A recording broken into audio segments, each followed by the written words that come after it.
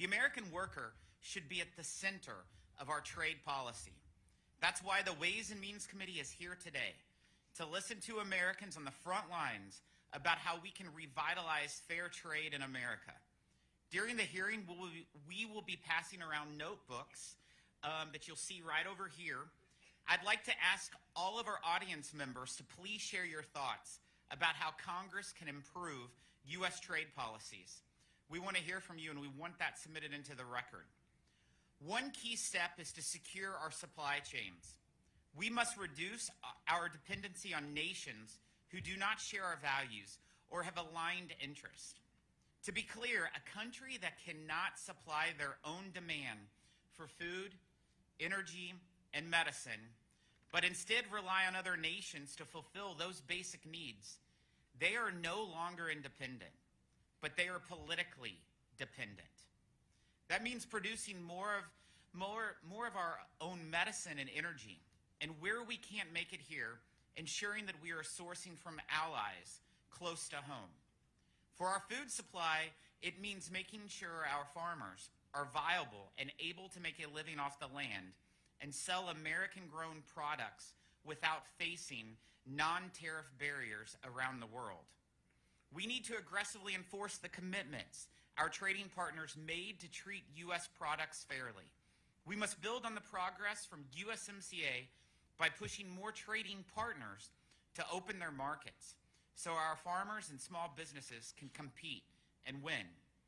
American families, they need results.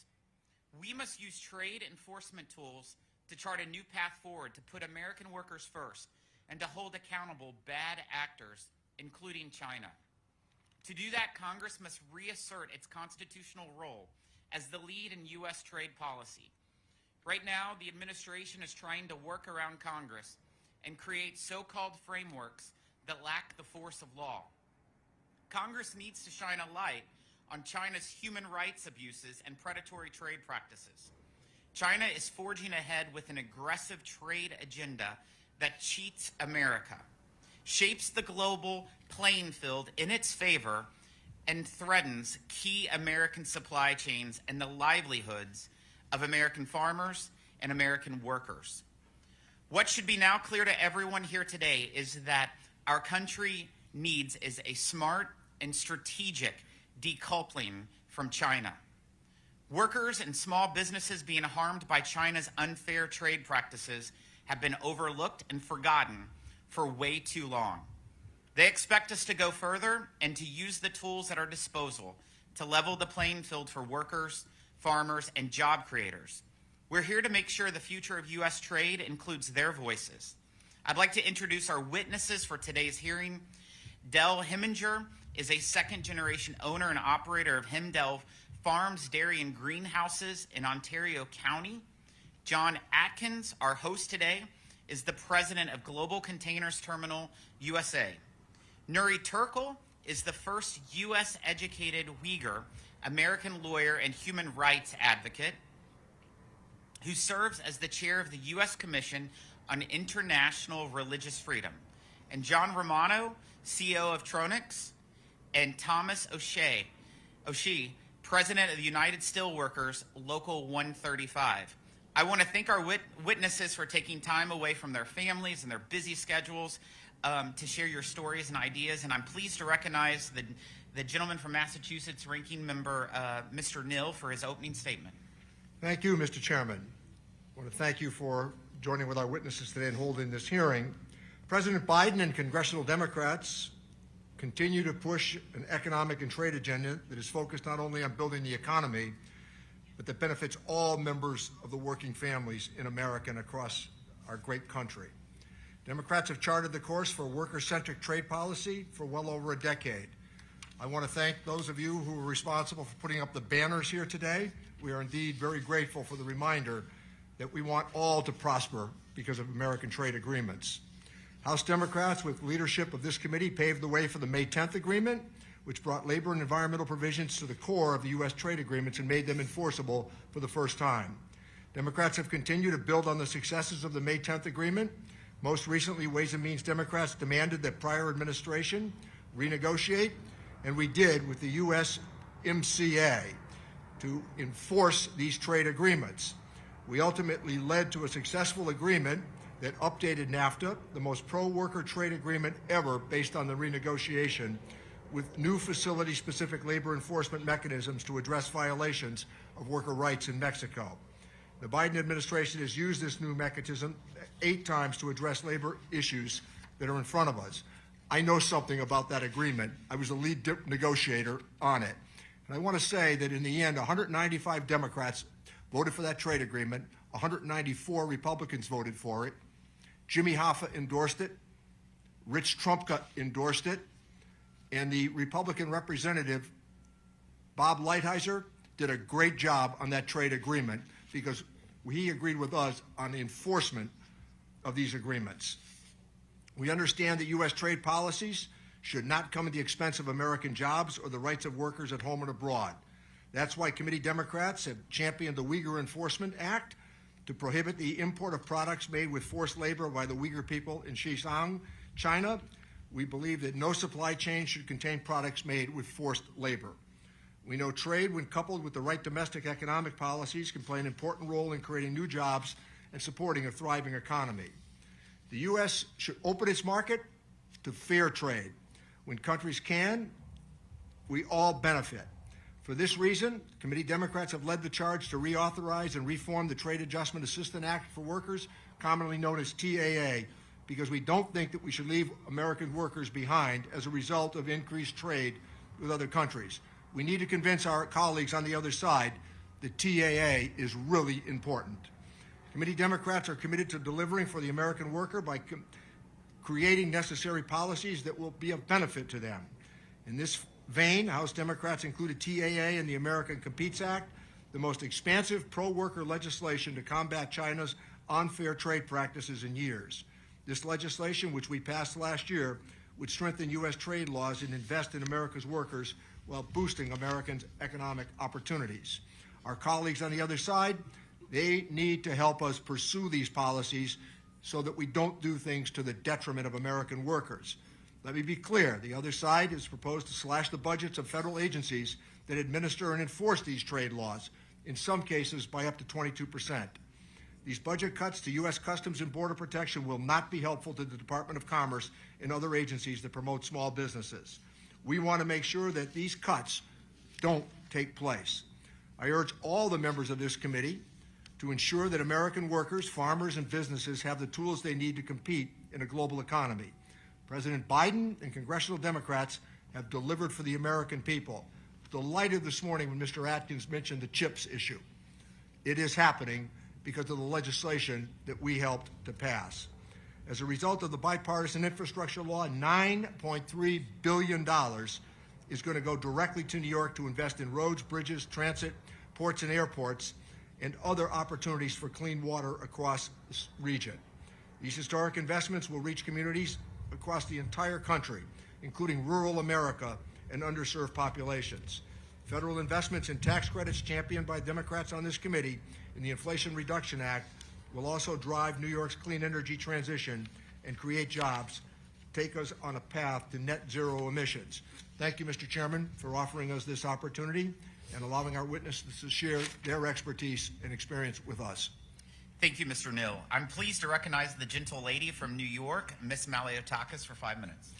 Thank you, Chairman Smith, Ranking Member Neal, members of the committee, and welcome to Staten Island. We are the site of the 1776 Peace Conference during the Revolutionary War.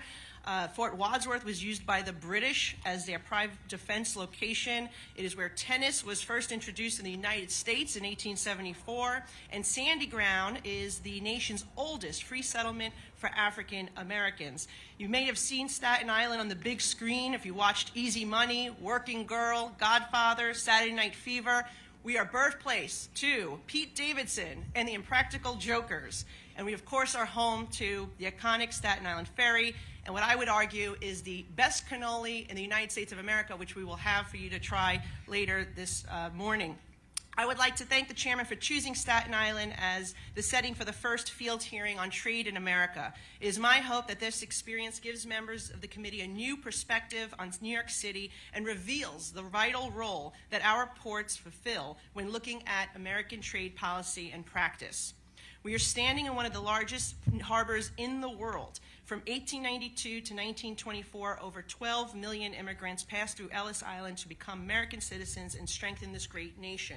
New York City is and always will be a hub for American trade, going back to 1613 when the Dutch established fur trading posts in both Manhattan and Staten Island, and trade will always be a cornerstone of our nation's economy. Today, these historic waters make up the largest container port on the East Coast and the second largest in the country. In the first 3 months of 2023, the Port of New York and New Jersey was the nation's second busiest port, moving nearly 1.8 million containers, and last year it moved $271 billion worth of goods. Our community is excited that this container terminal is planning to increase its capacity by 65% through 2027 and double by 2030. And it's because of both private investment and federal funding for infrastructure and dredging by the Army Corps of Engineers that larger vessels and more service options for goods coming and going will be possible in the future. And I will work with everyone here to make sure our waters are ready for larger vessels and the positive impact that they will bring. But in order for the local and national economy to truly reap the benefits of these investments, we must have a pro-growth tax and trade agenda, and that is exactly what our House Republicans are focused on. While this terminal highlights positive recovery and avoidance of pandemic-era headaches, consumer patterns have undoubtedly changed and global supply chains continue to shift. Though the Port of New York and New Jersey has received a slight increase in container processing, future freight orders seem to point to a freight slowdown in conjunction with an economic contraction and stalling economy under President Biden. One area where we feel that we can lead as a Ways and Means Committee, and there's great potential to grow our GDP, is exports. The U.S. became energy independent and a net exporter for the first time in modern history under the Trump administration, and the U.S.-Mexico-Canada agreement passed with bipartisan support has increased our region's competitiveness in the global economy. Now, our committee is working to reduce our dependency on China by enacting pro-growth and trade policies, strengthening trade relationships with those who share our values to bring critical supply chains for energy, pharmaceuticals, and technology home where we can, and work with our allies, not our adversaries, where we can't. To protect our economy and our national security, Americans cannot be at the mercy of a nation that can weaponize these life-sustaining resources against us, as we have seen Russia do to Europe with energy. It is time to work to eliminate trade barriers, restore fair trade agreements with our closest allies, provide new markets for American products, create jobs for American workers, and fill this container terminal. I look forward to hearing today's testimony and working with my colleagues from both sides of the aisle to accomplish these goals. Thank you. Thank you, Ms. Maliatakis. Would like to introduce our witnesses. Mr. John Atkins, our host today, is the president of Global Containers Terminal USA. We have Mr. Del Heminger, is a second-generation owner and operator of Hemdell Farms, Dairy and Greenhouses in Ontario County.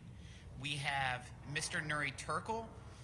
He's the first U.S.-educated Uyghur American lawyer and human rights advocate who serves as the chair of the U.S. Commission on International Religious Freedom.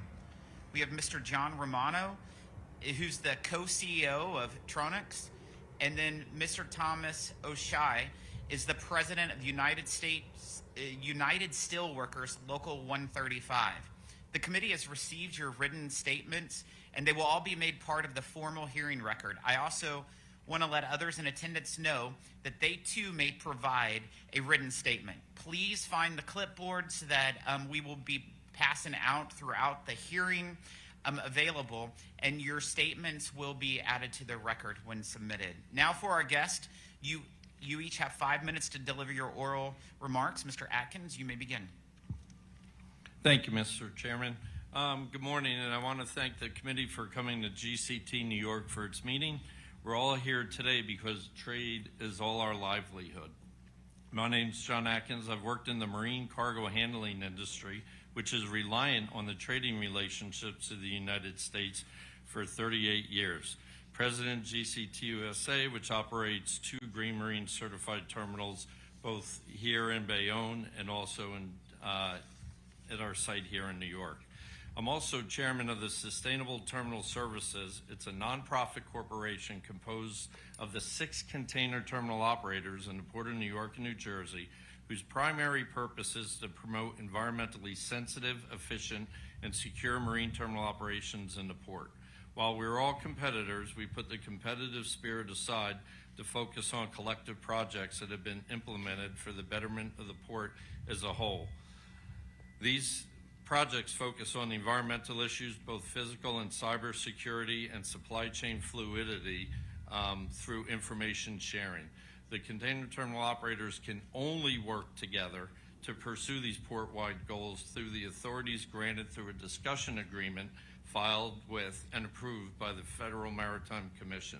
This discussion agreement provides limited antitrust immunity for discussions of this nature among the marine terminal operators. This arrangement is under attack, and we urge your support to preserve this tool that allows marine terminal operators to act together for the collective good. The businesses and labor serving this port have always stepped up in performing their functions that are vital to the regional and national economy, as well as the well-being of all Americans. I'm particularly proud of the performance of management and longshore workers during the challenges of COVID-19 pandemic. In uncertain times, they came to work every day and kept the cargo flowing. This was not easy, but in cooperation with the ILA, the marine terminal operators in the port were able to implement reasonable work rules and sanitizing procedures that permitted work to go on in a responsible manner. These workers are the unsung heroes of the pandemic. Because of these workers, the nation was able to obtain PPE and supplies needed to permit people to go to stores and other places of business to get the economy moving. Collectively, the marine terminal operators in Port of New York and New Jersey have invested billions of dollars in facility improvements and equipment to efficiently handle current and enhanced cargo volumes. In 2022, in the port, we efficiently handled cargo volumes, 9.5 million TEUs, that had not been anticipated to occur until 2030. However, the story of our significant investment and dedication to the work are not what you read about in the news. In general, media coverage has done our industry a great disservice, and our industry fears that this misrepresentation may be fueling hasty governmental regulation while considered with good intentions may have unforeseen and harmful consequences. The media reporting on the 2022 supply chain crisis often use venues like you see here today as visuals in their news accounts. This reporting has been harmful to the industry because it gave legislators and the public the mistaken impression that the crisis was caused by ocean carriers transporting goods and marine terminal operators like the one here today that offload the cargo from these vessels and transfer it to truck and rail to its final destination. This mistaken impression also brought forth the ire of the White House, which resulted in hastily enacted legislation that will not prevent but may encourage the next supply chain crisis. The Ocean Shipping Reform Act, or as we term OSRA, and the ensuring regulations of the FMC have sought to lay the blame for supply chain challenges on ocean carriers and MTOs. This regulatory activity places undue burdens on carriers and MTOs for the failure of shippers and other cargo interests to receive their cargo in a timely manner. It is undisputed fact that domestic marine terminals have limited space. The efficient operations of a marine terminal are based on principles of velocity and fluidity. Impediments to fluidity are long container dwell times. During the 2022 supply chain crisis, cargo interests allowed their containers to languish at our facilities, causing log jams in the system. Our marine terminals were used as long-term storage alternatives to off-terminal container depots and warehouse facilities. Now the regulators are placing the burden on MTOs to bear the costs for such long-dwell containers. That is against the incentive principle that the FMC is supposed to espouse in ensuring the cargo moves efficiently through marine terminals. The longer a container dwell in the terminal, the longer it takes to service the trucks to drop them off and pick them up. However, pending FMC regulations do not enumerate procedures for the FMC to assess whether the cargo interest was in fact verifiably ready and able with a truck driver, a chassis, and a destination to bring the container before a container can be retrieved. Instead, they place the sole burden on ocean carriers and marine terminal operators for the inefficiencies in the inland components of the supply chain.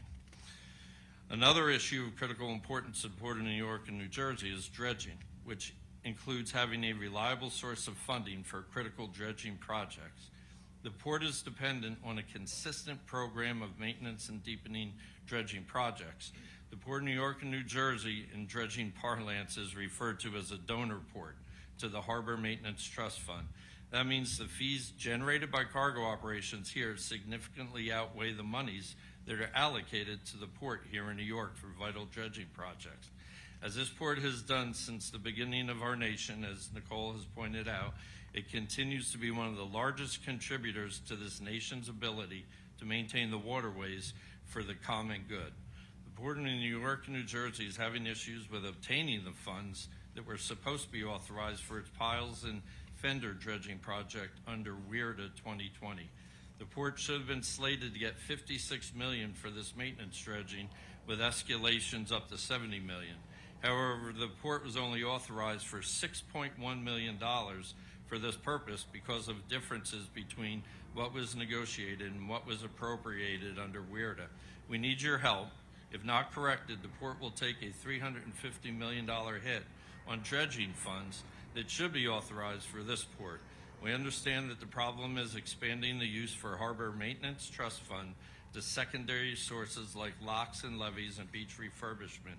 However, this is against the principle that harbor maintenance fees generated in port should inure to the benefit of those ports. Please help the port maintain its position as an economic engine for this region and the nation and release money being held in the Harbor Maintenance Trust Fund.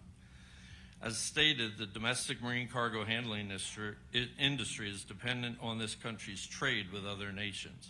We understand that this is a complex issue with certain nations acting in a belligerent manner towards the United States. However, the foreign and trade policy of the United States must be mindful of the quandary that places the domestic cargo handling industry, particularly as it pertains to issues related to sustainability.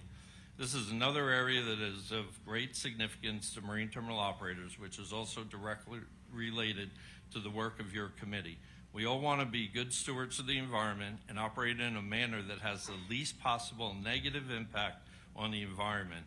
However, obtaining new equipment from container gantry cranes, as you see behind you, to yard hustlers is a challenge for marine terminal operators.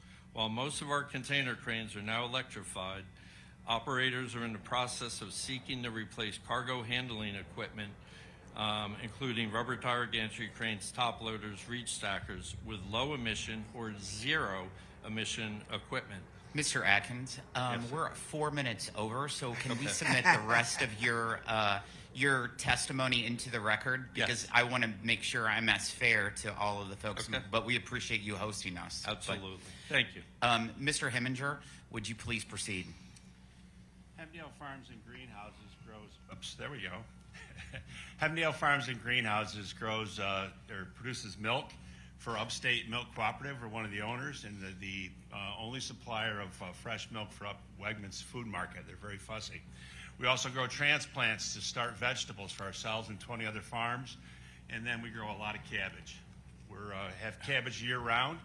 We ship 50 loads a week with a neighboring farm, July through November, and then about 10 loads a week, November through June, to fussy buyers who want our dense, crisp cabbage out of storage. Back home, my son and a great team of dedicated, hardworking employees are running a 1,500-cow high-tech dairy, as well as a greenhouse business that starts vegetables for transplants, 3,000 acres of crops, including fresh vegetables. I'm proud to say that besides myself, we have 5 of our 6 key managers that are partners, owners. International trade is of critical importance to our business. For the dairy industry, nearly 1 in 5 gallons of milk gets exported as a dairy product. This value is $10 billion a year. In the last 10 years, dairy exports have increased 52% by volume and 85% by dollars. 30 years ago, my farm was primarily a processing vegetable farm. and we had an outdated, older 100-cow dairy that my father had planned to sell off. Instead, I went to the bank and borrowed the money to expand to 300 cows, and that barn is still an important part of our operation today. At that time, the Canadian dairy market was scheduled to open under the original NAFTA agreement. It was actually a factor in my decision to expand my dairy. Over the last 30 years, the Canadian dairy industry has massively outsmarted numerous trade agreements, keeping their markets mostly closed to U.S. products. I'm just 90 miles from the bridge to get into Canada, and just a little bit past that is Toronto. Big population. Currently, I compete to sell large volumes of both vegetables, transplants, and fresh vegetables with the same production grown in Canada. The primary supplier of fresh vegetable plants in the Northeast is Canadian greenhouses. I'm one of the few larger size greenhouses that have tried to be as competitive with them because of all the opportunities they have. Canadian subsidies, including trucking for export subsidies, investment grants, and government-controlled low-cost inputs like energy, make them more competitive. I respect my Canadian greenhouse competitors. We make each other better. Now Canada must let us send our dairy products and vegetables back to the same open borders. On the input side of our business, last year was the craziest year of my 45-year career, led by fertilizer prices that were up 100% to 300% and fuel prices that were up 70% to 100%. Today, fertilizer has settled back to an average of 70% to 80% higher than 2021. It hasn't settled back further, my supplier tells me, because Russia and China are internally restricting exports, keeping supplies tight worldwide, and hence prices historically high. Fuel prices are back to a more traditional range. Almost all other costs are higher, including machinery, repair parts, and some supplies. Moving forward, our biggest challenge to remain competitive is labor. Our first labor challenge is the federal H-2A program that I've participated in since its inception 15 years ago. The current administration has let the U.S. Department of Labor be out of control with regulations, fees, and base wage requirements. Canada and Mexico are increasing production, knowing they can produce many products cheaper than those of us in the United States trying to do that with these labor costs. My second labor issue is New York's new labor laws and regulations that are making our costs much higher than neighboring states and Canada. In 2023, when I paid the New York State mandated overtime that for agriculture was new 2 years ago, the federal H-2A hourly rate of $16.95 an hour. When I pay overtime on those dollars, my labor costs will be double what Canada pays with no overtime mandated. Last Friday, during a statewide meeting of Farm Bureau leaders reviewing the new labor regulations that were just enacted with the new New York State budget, an apple farmer that I have great respect for said he and his neighbors were organizing to entertain solar project development on their farm acreage. This is on some of the best fruit acreage in the world. Picture the beautiful land that borders Lake Ontario in Western New York being converted from apple trees to solar panels. At Hemdale Farms, we are focused on soil-based solutions. 30 years ago, my primary focus was growing vegetables for processing for Bird's Eye Foods. A combination of the consolidation of the industry and the high cost of doing business in New York State forced Bird's Eye to sell all the processing plants, and today they're importing a considerable amount of their products from countries with much lower costs. I share this because at that time, Bird's Eye asked me to transition some acreage to organic so they could do test marketing. The Bird's Eye markets didn't develop, but we established numerous markets for both vegetables and grain and were successful organic growers for 15 years. Eventually, my operation partner, who was a self-trained soil health expert, and I decided to discontinue organic production because of ongoing challenges maintaining the land and controlling weeds and seed growth with excess tillage. We also wanted to be able to consider GMO in the use of all our enterprises. My lifetime of experience has me convinced that GMOs are the most important scientific breakthrough in history for the future of feeding a hungry world of 8 billion people. I will wrap this up saying that Hemdale Farms is up to the challenge of competing in global markets. We will continue to move forward with an entrepreneurial spirit, finding our niches to succeed. However, we must have a level playing field with open markets and cost structure where we can be competitive with both our income and expenses. If this is not the case, I owe it to my family and my community to change my focus and possibly my location. Money goes where money can be made. Chairman Smith and committee members, I commend you for convening these hearings on behalf of agriculture and small business across the country. Thank you. Thank you, sir. Mr. Turkle, you're recognized. Thank you very much, Chairman Smith, Ranking Member Neal, and honorable members of the committee. I'm honored to be here with you today to testify on key red flags in our trade relationship with China. In 2019, as leaked documents show, the Xinjiang government supercharged its policy to pull all Uyghurs in a mandatory work placement. To be clear, it is a state policy that all Uyghurs must be in forced labor. Acting on forced labor imports is a moral imperative, as the Uyghur genocide has entered its 7th year. American consumers are increasingly aware that our proclaimed national values are not aligning with U.S. corporate interests abroad. Ignoring modern-day slavery is morally unacceptable. It compromises the soul of our nation and sets a malign precedent globally. I was born in a re-education camp where my mother was sent to at the height of the China's infamous Cultural Revolution. My father had been sent to a separate forced labor camp. I grew up witnessing Uyghur villagers forced to build irrigation system and pick cotton. Uyghur forced labor is not a new problem. The return of re-education camps and forced labor on an industrial scale is a morally abhorrent practice that demands a response backed by political will. The Chinese government is using forced labor to break up Uyghur families and send them to work in factories thousands of miles away from home.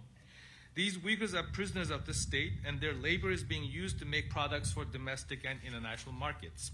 Uyghurs are suffering under the state plan targeting an ethno-religious groups for industrial forced labor on a scale not seen since the Holocaust era. Forced labor is driving the near complete erasure of Uyghur people from within a generation. This practice is at the profit-making center of atrocity crimes. I'm sure you can imagine its psychological impact on me as a proud American to know that my country is profiting from the Uyghur forced labor. Knowing that my own dollars might be spent on goods produced with the slavery of my own friends and people is sick and cruel reality. The problem is not going to disappear or even be minimized. As China becomes more hostile to foreign businesses and as the means of concealing the origin of goods continue to evolve, effective enforcement from the relevant authorities will be essential to protect our nation's economic interest. Forced labor transfer within China and beyond will likewise necessitate closer scrutiny. And American workers are at disadvantage when competing with countries that uses forced labor. Let's be clear, forced labor is the profit-making dimension of an ongoing genocide. Business complicity must be taken completely off the table. Modern-day state-imposed slave labor in China is America's #1 source of imports. The existing laws must be fully enforced and even amended to ensure that American people are not unwittingly complicit in powering a genocide with their dollars. In closing, I'd like to make the following recommendations. First, this committee should conduct robust oversight hearing on the implementation of the UFLPA. Second, Congress should continue to increase funding for UFLPA enforcement.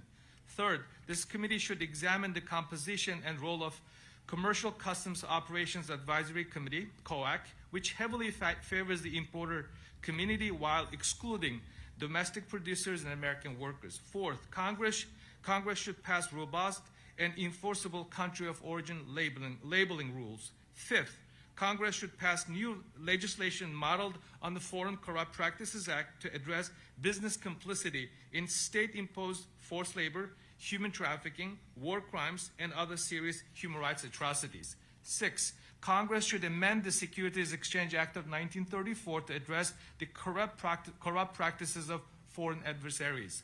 Seventh, Congress should pass legislation prohibiting access to U.S. capital markets by maligning foreign adversary companies under U.S. sanctions for human rights or national security reasons. The fifth, Congress should pass TSP Fiduciary Security Act to update the fiduciary duty of Federal Retirement Thrift Investment Board. Finally, Congress should pass the Turn Off the Tap Act to create a central ban on federal funds going to foreign firms explicitly identified through U.S. government backlist. Thank you very much for the opportunity and look forward to your questions. Thank you, sir. Mr. Romano is recognized. Good morning, Chairman, Ranking Member, and members. Today I'd like to discuss the negative impact of trade practices on the titanium dioxide industry. I serve as the co-CEO of Tronox Holdings, the world's leading vertically integrated producer of titanium dioxide, also known as TiO2. Our product is a base pigment that can be found in virtually all paints and coatings applications such as architectural, industrial, automotive, aerospace, and military applications. It is also a key pigment that adds whiteness and opacity to many plastics products and is critical to nearly everything that is manufactured in this country. We operate the world's 5th largest production facility of TiO2 in Hamilton, Mississippi, and in Oklahoma City we operate a world-class R&D center. As a vertically integrated producer, we mine titanium-bearing ores at our 5 mines in South Africa and Australia, and we upgrade that ore to high-grade feedstock and ship it to our 9 TiO2 facilities around the world. Our mines also produce valuable co-products, including the types of rare earth minerals that have been identified as critical minerals under Executive Order 13817 and 14017. Tronox is now considering using its existing mineral resources in South Africa and Australia as a feedstock for rare earth processing at a plant in Hamilton, Mississippi, to supply U.S.-based customers and potentially the U.S. government. The threat from China is clear, both to our core TiO2 business as well as any plans as we may have to move into the rare earth mineral space. While China accounted for 36% of the global TiO2 production a decade ago, today it accounts for 52%. And China's attempts to dominate the global supply of TiO2 are continuing to evolve. Based on our analysis of announced new plants, China's production could account for 70% of the global demand by 2030, with growth in Chinese production far exceeding growth in global demand. At a recent conference at one of the largest Chinese producers of TiO2 predicted that its company's growth would result in the removal of Western capacity suppliers. In other words, we're seeing the classic Chinese playbook of creating enormous overcapacity to harm foreign competitors. The Chinese have also sought to appropriate U.S. TiO2 technology through criminal means. In 2014, a federal jury in San Francisco found 2 individuals and 1 state-owned entity guilty of economic espionage and theft of TiO2 trade secrets.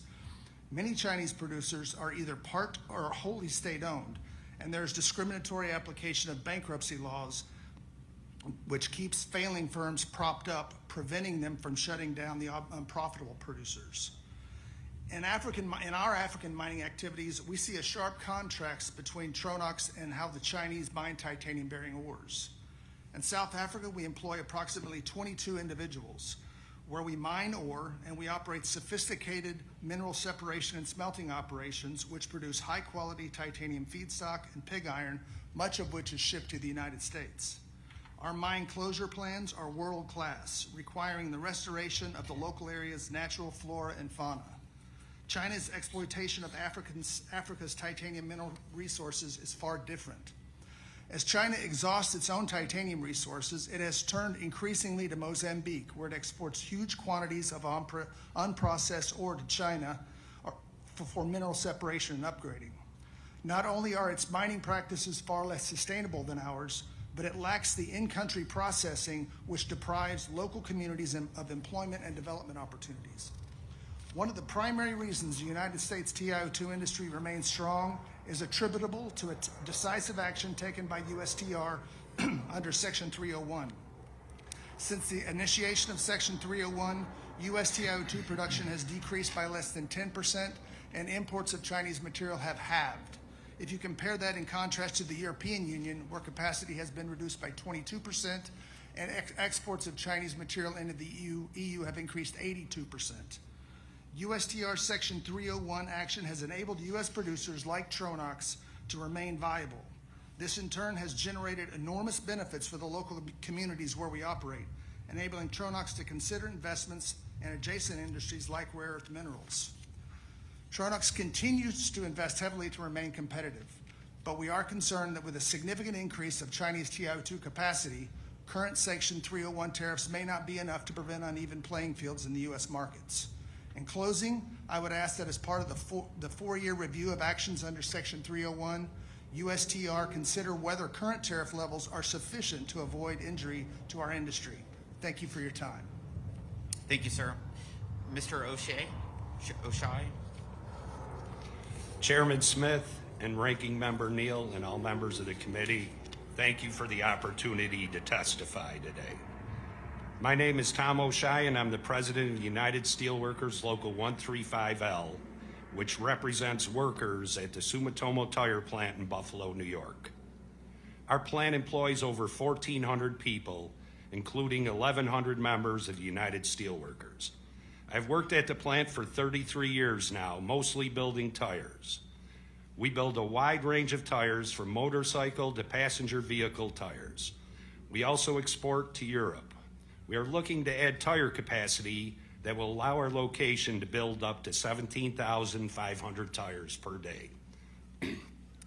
I can sit before you today talking about expansion and tell you that I recently posted on my Facebook page about job openings at the plant that start at $25.33 an hour with excellent benefits. Not just because of our union contract, but also because the United Steelworkers fought against illegally dumped and subsidized imports.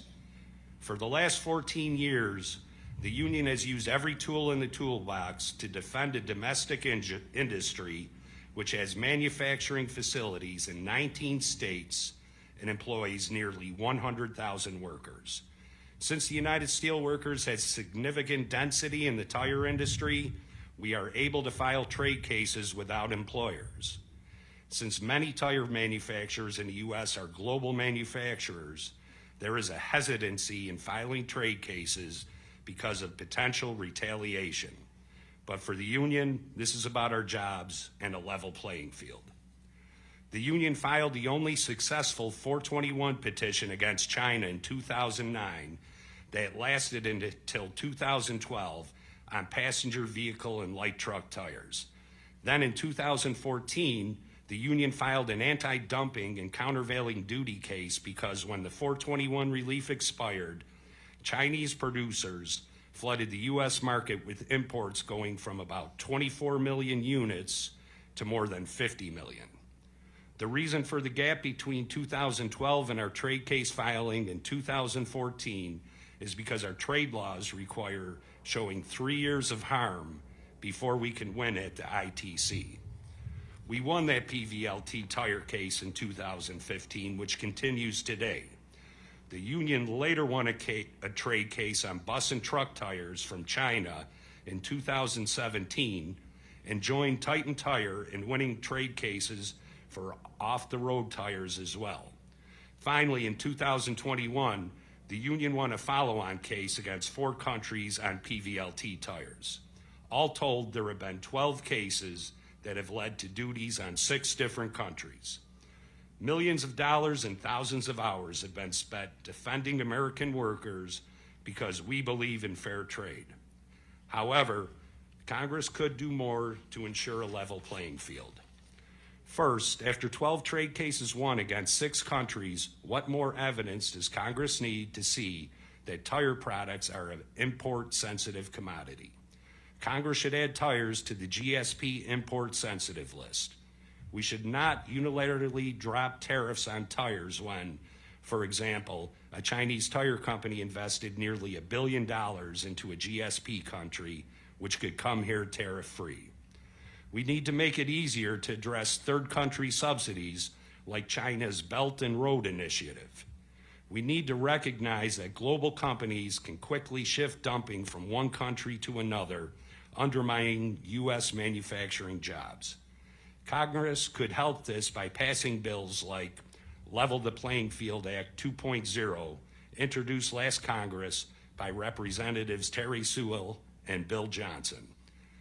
Second, workers negatively impacted by trade should have access to training programs like trade adjustment assistance. Finally, we should not impose budget cuts on the agencies that enforce our trade laws. Unfortunately, recent House-passed legislation would decrease the budgets of agencies which enforce our trade laws by over $60 million. Millions of workers rely on our government to accurately review trade cases, and federal budget cuts will lead to lost manufacturing jobs. My written testimony includes more examples of policy tools that could make American jobs more competitive in a global marketplace. Thank you for your time today, and I look forward to answering any questions you may have. I want to thank you all for your excellent testimony, and we'll now proceed to the question and answer session. And I'll begin first. Mr. Turkle, America has led the world by banning the import of products made with forced labor. I was proud to vote in 2015 to update our forced labor import ban, and again in 2021 to pass the Uyghur Forced Labor Prevention Act to address the unprecedented scale of the Chinese Communist Party's systematic use of forced labor. And yet there are credible reports of products made with forced labor still entering the United States. What more can we do through our trade policies to shine a light on China's human rights abuses and crack down on products manufactured from forced labor entering the U.S.? Mr. Chairman, thank you very much for the question. We can do a number of things to address that concern. First of all, we have to look into the country of origin concern. The law, the UFLPA, specifically focuses on the Uyghur region that is formerly known as Xinjiang. But we do also know that there have been instances that the Chinese government supported entities making the product without labeling and taking to the inland and then exporting to another country and making to the United States. That includes Mexico and Canada. So we need to close the loophole, starting with addressing the country of origin concern, making a new rule. And then two, we have to work with our partners and allies to encourage them to put in place similar type of legislative mandate. And Europe is about to becoming dumping ground for forced labor produced products. Italy, during the period of 2019 through 2020, increased import volume from Xinjiang almost by 200%. So Europe needs to catch up, so as our Asian allies, Japan, Australia. And then finally, we have to continue to increase the enforcement mechanism in the United States with additional resources and tools. I know that Congress approved $70 million for enforcement. We have to continue to add funding so that our CBP colleagues can do their job. And finally, I would look into a possibility of amending the UFLPA to make it applicable to entire country, China. That one geographical area has been focused, but we may end up seeing human trafficking, internal migration. Thank you. Mr. Romano, as you know, President Trump imposed tariffs on China because of its unfair trade practices under Section 301 of the 74 Trade Act. And President Biden has kept these tariffs in place so far, although his administration is currently conducting a 4-year review of the tariffs and may make changes as a result of that review. As a company that has had to deal directly with China's unfair trade practices, can you speak to the relationship between these tariffs and the protection of American production and jobs? Thank you, Chairman. Yes, so I've been with the company that I'm working for now for 35 years, and we have historically seen plants close due to Chinese imports. So we had a plant in Savannah, Georgia, that closed in 2004, and the other half of that plant closed in 2007. And it was directly related to Chinese imports for, I'd say, a lower grade of TiO2 that was sold into the paper industry.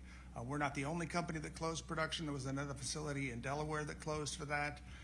So how have those 301 tariffs impacted us since then? There hasn't been any capacity actually eliminated since the trade barriers were put in place, the tariffs on TiO2. And it's actually allowed us to expand our facility in Hamilton, Mississippi. We have spent $135 million, a 15% increase in capital spend since those tariffs were put into place. We have a $55 million payroll at that facility with 450 employees, about 120 to 150 contractors working at that facility every day as well. So it's not only helping us maintain our production globally, but it's also helping us maintain jobs. Many of our employees have been with the company for many years. It's generations. I said I've been with this company for 35 years. There's been somebody in my family that's worked for this company for 72 years. So the U.S. is a big part of what we do. That Hamilton facility that we have in Mississippi is our crown jewel, and we're looking at opportunities now to try to see how we might be able to expand that business into the rare earth space and take some of the resources we have out of South Africa and Australia and bring them to the United States for upgrading. Thank you, sir. Mr. Heminger, trade enforcement is about making sure that our partners provide the access to markets that they were promised. Today, Canada is not meeting its obligations under USMCA as it relates to American dairy exports. If the U.S. fails to enforce obligations under our trade agreements on dairy products or any other, what does that mean for farmers such as yours or other businesses? We just simply aren't going to be able to continue to compete when it's a one-way street. We need a level playing field, and the American public and people need to realize that, generally speaking, we're either going to be importing all our fruits or vegetables, or we're going to stand up for labor and equal opportunities for American farmers. Right today, like I said, we can't ship our milk to Canada. I expanded my dairy 30 years ago thinking that market would open up. But yet, at Hunts Point, right here in New York City in the Bronx, there's New York cabbage out of storage. My first attachment is the Hunts Point report from Friday. And on it, it shows a few products out of storage in Canada. You look at this again in July through November, every single product here will have a Canadian entry on it. At the same time, my milk can't go to Canada.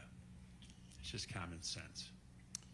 Thank you, sir. Mr. Oshai, one quick question. In your opening statement, you made a comment about the Chinese investing in a company in a GSP nation. What's that country that you were referring to?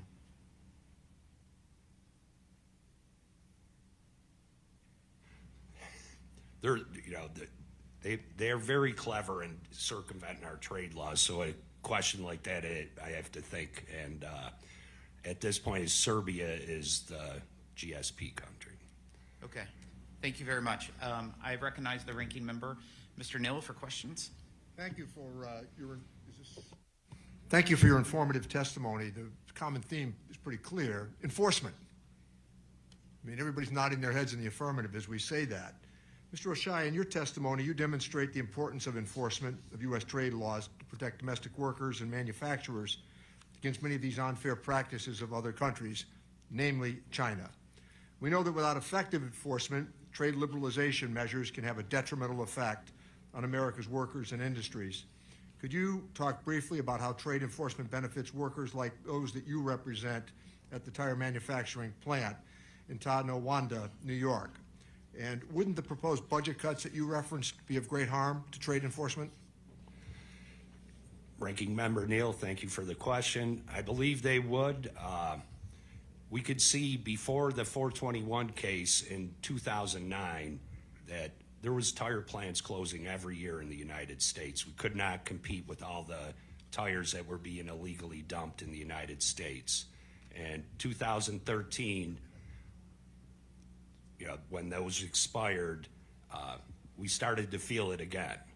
But once that second trade case went through and was properly enforced, rather than seeing tire plants shutting down across the United States, you've seen them being built again in the United States, employment going up, and offending countries actually building plants in the United States, employing American workers. So that is a big impact for us, but we also have seen where they would shift production to countries like Vietnam to avoid tariffs, or export tires to other countries and try and send them to the United States tariff-free. So it's a constant shell game they're playing, and without the money for representatives to enforce our trade laws, they'll start getting away with that again. Thank you. And a follow-up, Mr. Oshai, the Trade Adjustment Assistance Act for Workers has provided workers adversely affected by trade with opportunities to gain new skills and credentials and the support needed to rebuild skills and future jobs. This is an ideal opportunity for community colleges across the country to address those who, because of trade economics, that have offered dislocations, an opportunity to get back into the workforce with upgraded skills. The program expired last year. We've been pushing very hard on this side for the Department of Labor to begin the process of putting together legislation that would come to the assistance of those who have been unfairly impacted. So in the Competes Act, we were all in. We need to get our other side here to enjoy the same enthusiasm we do as it relates to trade adjustment assistance. Can you reference how that has worked in your area? At our plant in 2010, we had a big layoff. Truck and bus tires were under a lot of duress from Chinese imports. We had a big layoff. The intent was to eventually shut the plant down because we were under so much pressure from those imports, and we didn't see a recovery coming. We filed. Our members received TAA. Eventually, through luck and hard work, we did return those workers to work after over a year of layoff. But during that year, they had received enhanced unemployment benefits, so they did not run out of unemployment, which gave them the opportunity. Many of our members had gone for welding certificates. We had some members who had their first year of nursing degree. And you could see if we had not come back up without luck and hard work, people were on their way to being able to at least get decent employment after the plant would have closed. Mr. Chairman, the trade component to American economic life at once enjoyed great support. It is now severely diminished. And much of it is because of the dislocated workers and workforce across the country and some of the trade practices that international competitors offer. It's a really important part of our economic agenda, but you can see the constituency for it in America has considerably shrunk over the years. And I think that this is something through enforcement that we can hope to change. Thank you. Thank you, Ranking Member. Recognize the gentleman, a gentle lady, Ms. Malatakis. Thank you very much. Thank you all for your testimony. This hearing is critically important because we need to implement common sense, pro-growth tax and trade policies that will boost our economy, the businesses like those here today, and the American worker. I want to thank the International Longshoremen Association for being present here and the work that they do at this port. Steelworkers Union, thank you and your members for what they do. And of course our Port Authority police who are here to keep our port safe. I want to start with Mr. Atkins. While many industries were eventually able to return to former habits post-pandemic, the seaports continue to grapple with altered consumer patterns and a shifting global supply crisis. How do seaports continue to adapt to these supply chain patterns that have emerged post-pandemic? As everyone has noticed on the way down to the site here, that we're pretty wide open at our facility here. Our volume year over year is down about 42% at this facility. If you look at what our volume is now over 2019, we're down about 15%. So what we're grappling with here is the consumer reaction post-pandemic. Once the pandemic hit and people were working from home, online purchasing went up dramatically. The shippers and the folks that own the cargo that everybody goes online and buys flooded the shores with material that we saw here. That added to the congestion that we saw going through all the ports and all the facilities. Now that things have returned back to whatever this new normal is, a lot of the cargo owners that had rushed to ramping up their supplies are now working down that inventory. So we see the decrease in numbers for the inventory work down that you see. And right now, the interest rates on mortgages and that you see on any kind of consumer credit is impacting one of the biggest purchasing areas, and that's home goods. Furniture by commodity is the #1 mover into the country, and with interest rates as high as they are for 30-year mortgages, people are not looking to trade in their 2 or 3% mortgage into larger houses or build new houses. So if you look at the furniture and home goods sector, that is down dramatically. So you mentioned some of the causes of this, Yeah. say, freight recession. Sure.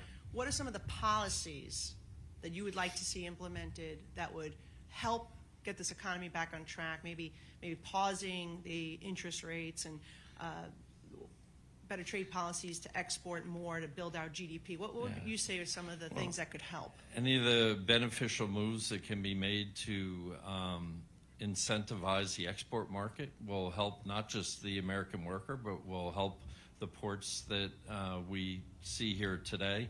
And overall, just the more we are tied so tightly to consumerism that, you know, a healthier economy is what brings that through. So anything we can do to get more people employed, you know, through the trade policies or whether it's enforcement, anything that gets people to work, gets money into the economy system. Great. How can we help streamline the process and ensure that American businesses and workers have a reliable system to prevent delays at the ports that hurt both exporters and the port's bottom line? Yeah, well, actually, there's many stakeholders in the supply chain that have to help with that. It was the inland distribution that caused a lot of what we saw during the pandemic and the supply chain crisis. Warehouses were full, distribution networks were full, so we saw that cargo back up into the ports. So anything, when you look at these large warehouse complexes, there just was not enough of them. And talking to our friends in the warehouse industry, there are a lot of regions that it does take quite a bit of, I won't say legislation, but maneuvering through the local ordinances and county ordinances just to get more warehouses built, to be able to get more cargo and velocity moving. Well, thank you very much.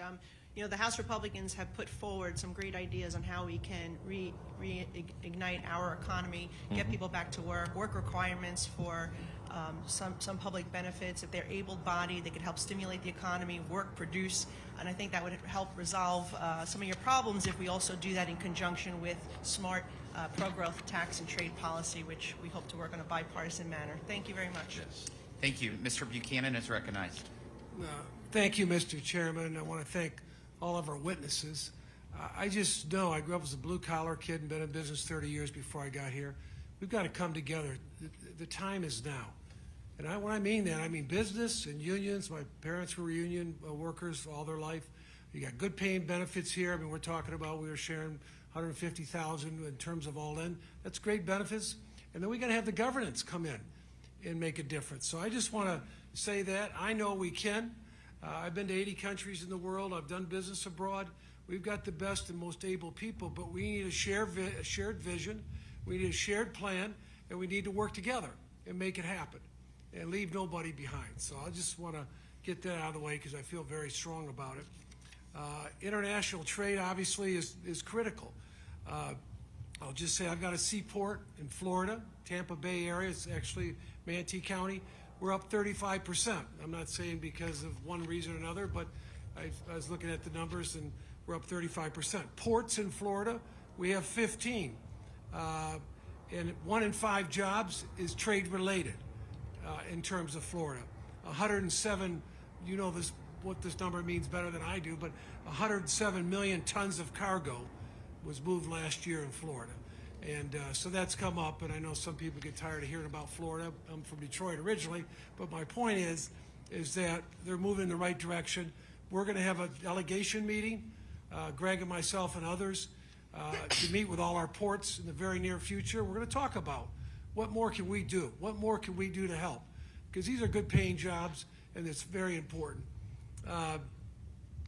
The other thing I just want to say in terms of FTAs, free trade agreements, we need to find a way we can work together. USMCA, I thought, was a good blueprint that we came together on. We had 380 votes, so we've got to make sure that we're doing that. I think in terms of the UK, the EU, if you want to deal, it's just my opinion, I'm not an expert, but if you want to deal with China, you've got to find a way to work with the EU.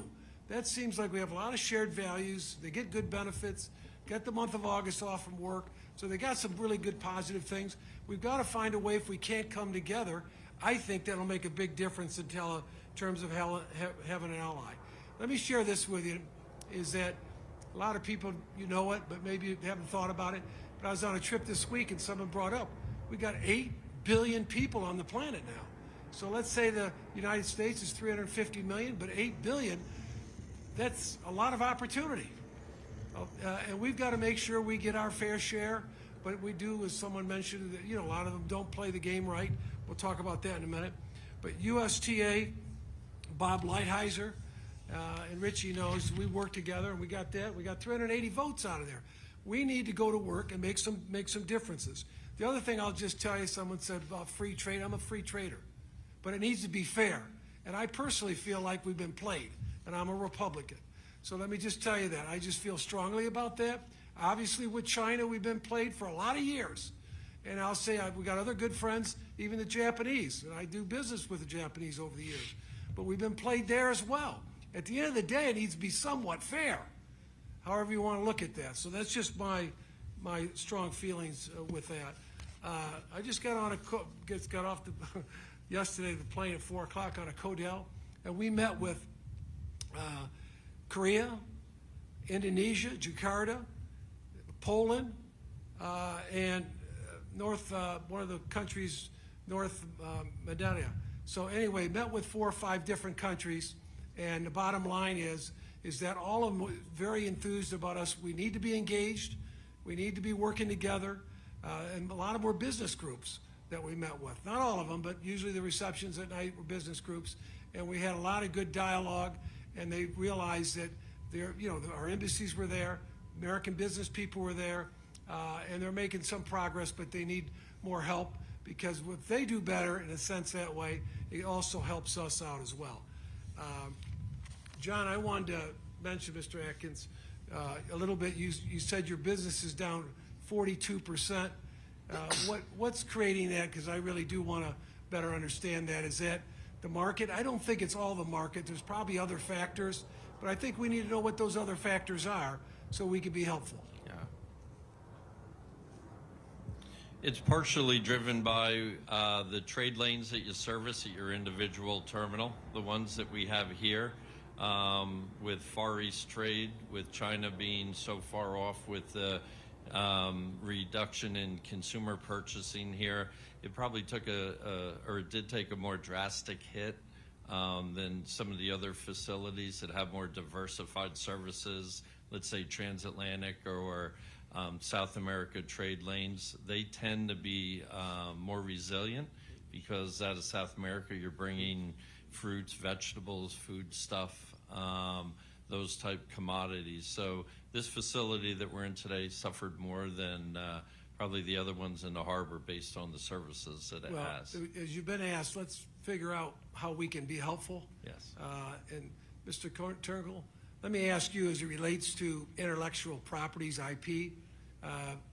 30 years ago, I was in Beijing, and we were talking about that being a big, big factor. Can you hear me now? Okay.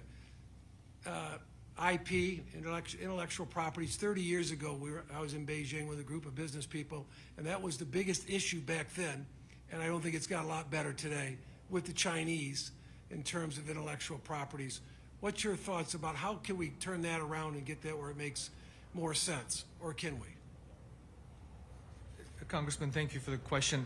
I think we have to acknowledge something important, and our policymakers not being straightforward with American people, that what we're dealing is a regime. Can you speak in the mic a little bit more? Because what we're dealing here is a regime that enslaves its own population, subsidize key industries, making it impossible for American companies to compete fairly, and also steal our technology.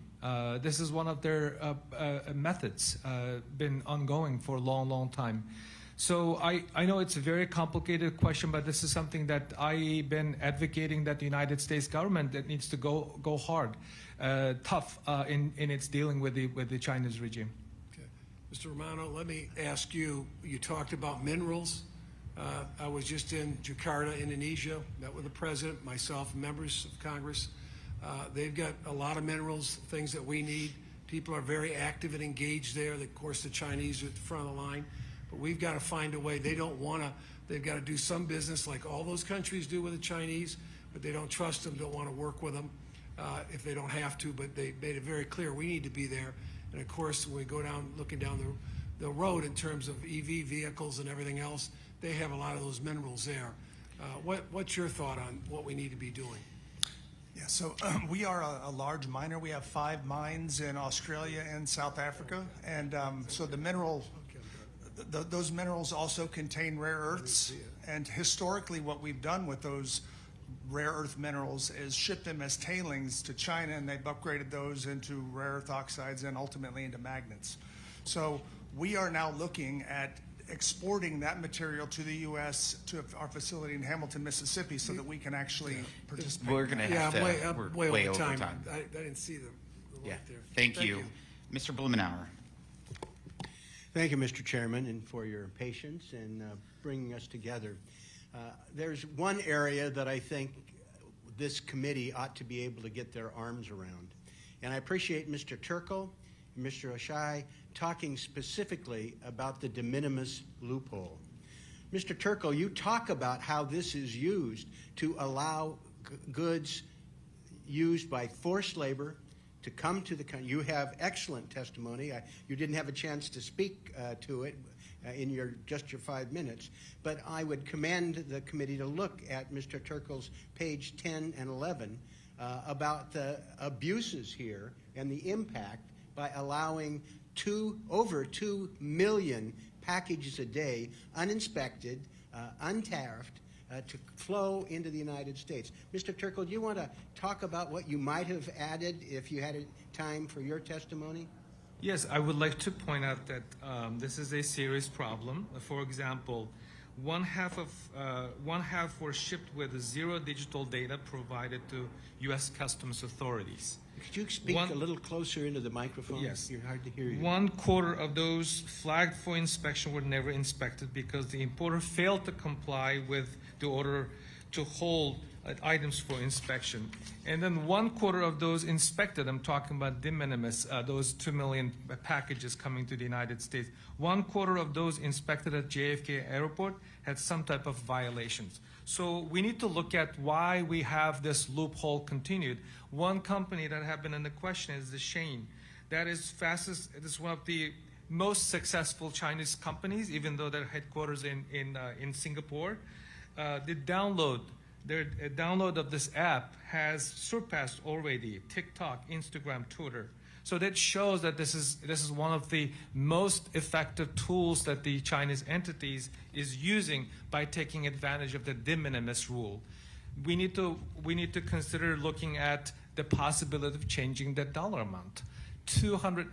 You mentioned Right. I mentioned 2 million, but yesterday I was looking at other records. One of the world's foremost expert on this issue, Dr. Laura Murphy, testified in Congress. She said 3 million. So that's a daily package coming into the United States. That's a big loophole that we need to close. I appreciate that very much.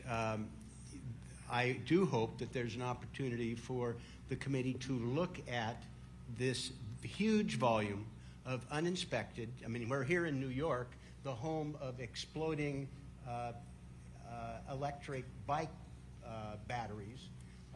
There are $799 e-bikes coming through under this loophole. And I just think it's a simple fix. It would be broadly supported on a bipartisan basis, and it's not just clothing. Mr. Oshai, you mentioned the potential use of the de minimis loophole in your testimony about tires. The possibility, perhaps, of a company shipping tires direct to consumers, 4 at a time? Yeah, it only makes sense. They found every loophole they could to get around, our trade laws and trade cases, and you could get a set of 4 tires shipped here, less than $800, and put them on the road, and they wouldn't be following our Department of Transportation rules either. It's another way of cheating our trade laws, and it's dangerous. Well, Mr. Chairman, I'll try and help you get back on schedule here. I'm not going to deal with your patience, but I think this is something that the committee needs to look at. We see companies use what is called creative invoicing. That if what the product you're getting actually costs $800 or more, let us work with you, and we'll find a way to get that invoice under $800 to be inspected and tariffed. These are dangerous. It undercuts American business. There are actions of forced labor that come through using this loophole. And I just urge the committee to look at the testimony from our two witnesses that zero in on the de minimis, because I do think this is, the legislation that I'm going to reintroduce would only exclude a non-market economy that's on the watch list. And that's, that's China. And I think they should actually be excluded. It's a small signal that we're not going to be overrun, but this loophole is swallowing the exception in ways that are really detrimental to American business and the safety of American consumers. Thank you for your patience, Mr. Chairman. Thank you, Mr. Blumenauer. It appears that that loophole is almost an $800 free trade agreement for China for any products underneath that. That's what it looks like to me. Mr. Smith is recognized. Thank you, Mr. Chairman. Thank you to all of our witnesses, certainly for your unique perspectives, but also expressing common concerns. And as we sit here, it's a very relevant place that we would be here at a port as a representative from Nebraska, the #1 agriculture district in the U.S. House. Trade is important. Getting products out of our country to other markets is important, and to do so reliably. And the reverse of that, too, we know is important, whether it's fertilizer, other products, be it for agriculture specifically or our economy in general. So we saw such difficulties during COVID that further complicated what was already a problem. Mr. Atkins, can you outline for us what you believe were the specific choke points here at GCT in moving goods during COVID and how you overcame them? And then if you have any insight in ways so we might be able to alleviate them in the future. Sure. Thank you, Representative Smith. Where we saw the choke points were the long dwell times of the imports that were coming off the ship. There were a few reasons that was created. Number one was some warehouses just did not have enough space to bring the containers out and put the cargo into the warehouse because they were full. Their parking lots were full with other imported containers. So they tended to sit here and dwell at any of these facilities for a longer than average period of time. There was also an issue with lack of chassis. Those are the sets of wheels that detach from the container and actually move. Where were all the chassis? They were tied up in the parking lots of all the shippers with loads on them that they could not unload them and get the empties back in time to return the empty and pick up the next one. So it was a chassis issue, it was a space constraint issue, and it really just backed up the pipeline into the ports and went beyond that to the point that for most of 2022, the Port of New York had on average about 15 to 17 ships at Anchorage waiting to come in, and they could not come in and discharge the goods because there were no room at the facilities. So now you see, driving down here today, time has somewhat resolved that issue. You see not enough cargo coming in. There's plenty of space now. There's plenty of chassis that are available. So it was working down inventories that has helped that, and also the purchasing volume has just gone down over the pandemic time period. Thank you. Thank you. Mr. Romano, you've spoken about the vertical integration at Tronox and the importance of raw materials in Africa and Australia.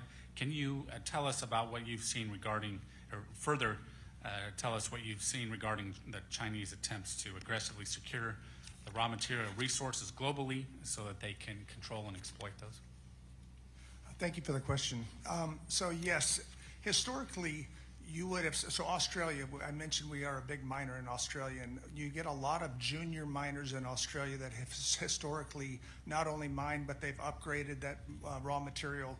What you're seeing now is a lot of these junior miners are getting interest from the Chinese So they buy into these companies, get board seats, and in many instances, they're getting 100% offtake rights to the material. So I mentioned Mozambique. It's another good example where they're running out of titanium in China in the minerals that they mine.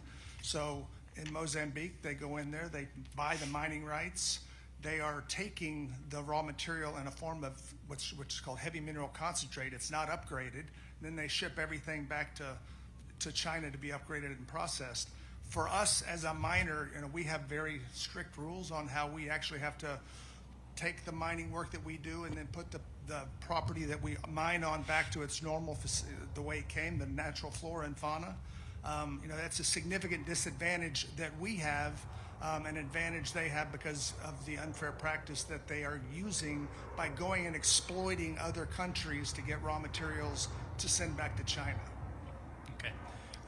Mr. Heminger, just briefly, in the interest of time, can you perhaps reflect on the need for enforceable trade agreements and maybe touching upon USMCA in addressing Canada's dairy tariff rate quota system? It seems like close the loophole seems to be the common theme here today, and that's certainly the case there, I think. In my attachment number 3 with my testimony, the CEO of our milk co-op, Upstate Niagara Co-op, articulately explains the issues, and it's really confounding that for 30 years this has gone on. I have thought numerous times this was going to be enforced in the next 2 or 3 years, but somehow they cleverly keeps figuring out a way to not live up to their side of the agreement. Well said. Thank you. I yield back. Mr. Stubbe is recognized. Thank you, Mr. Chairman. Mr. Heminger, we'll stay with you. Thank you for your testimony today, and I agree with you that American farmers are losing a competitive edge on the global marketplace. It seems like there are 2 parts to this problem. First, other countries are stacking the deck against American imports, whether that is Mexico banning certain GMO crops or Canadian subsidies to undercut American farmers. But perhaps more importantly, our government isn't doing enough to help American businesses, farmers in particular. We are imposing ridiculous regulatory burdens on labor, environmental standards, and a laundry list of other areas. We have created a policy towards farmers that is definitely not America first. In your testimony, you said money goes where money can be made. With that in mind, do you have any further examples or predictions going forward of how states like New York or America in general are losing agriculture production and resources to competitors because of bad policy? Well, thank you for the question, and I'm very concerned. We are just stacking the deck against the American farmer, particularly those that have more intensive labor needs with fruits and vegetables and dairy.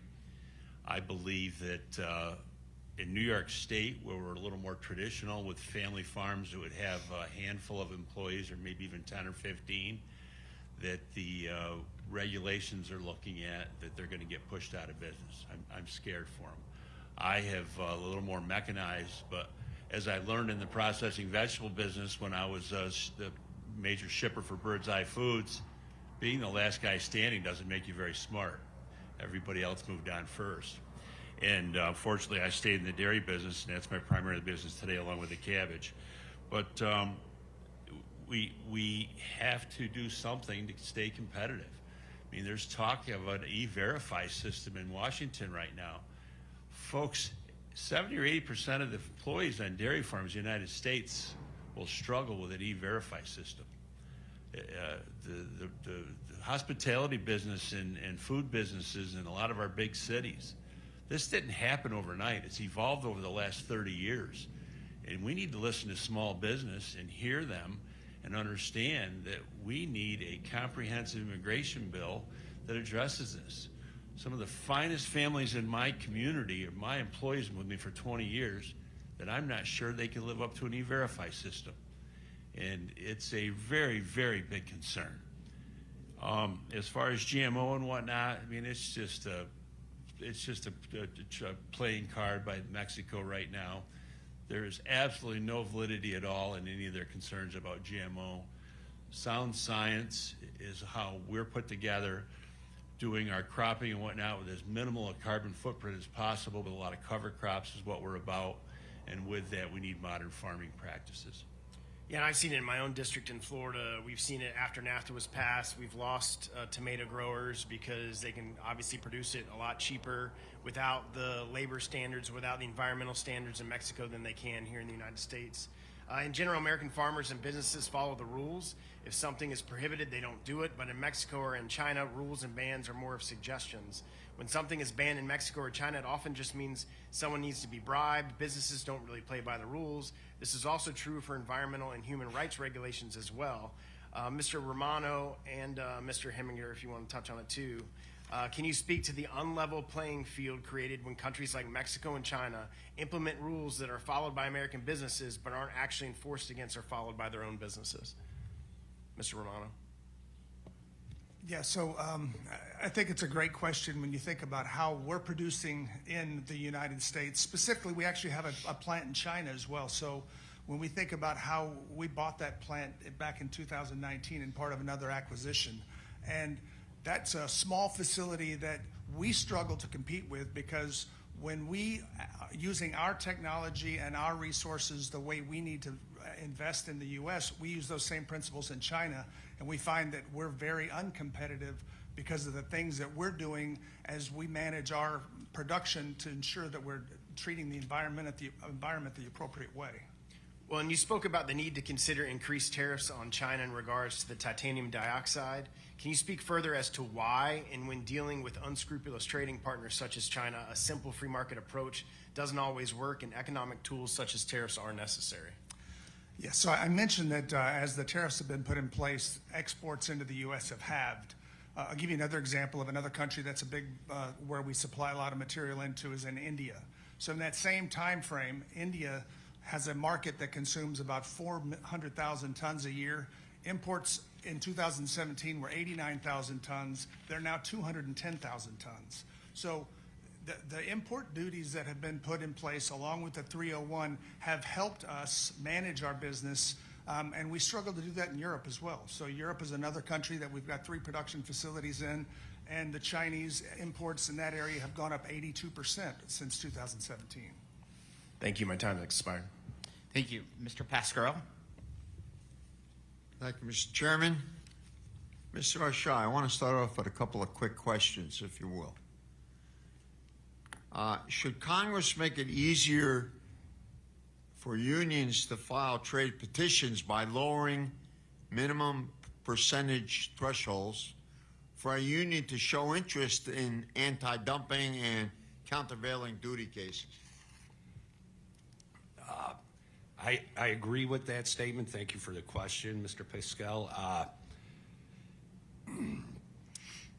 For the most part, especially in our industry, most of the major tire manufacturers in the United States have plants in China, and they don't want to get anywhere near a trade case that we bring to the International Trade Commission because they all fear repercussion. And, you know, talking to our legislative representatives, they're not inexpensive cases to bring. And when we go before the ITC, China has the best lawyers money can buy. They're very hard to prove. They don't give up the information easy. I believe our most expensive case might have been truck and bus. It was $3 million to bring in. They don't get that type of dues money from all the union rubber workers in the U.S. combined in a year. My second question is, trade cases cost a lot of time, a lot of money. If you want to file, that's what you got to look forward to. How should the federal government support easing this complicated process for smaller companies and unions?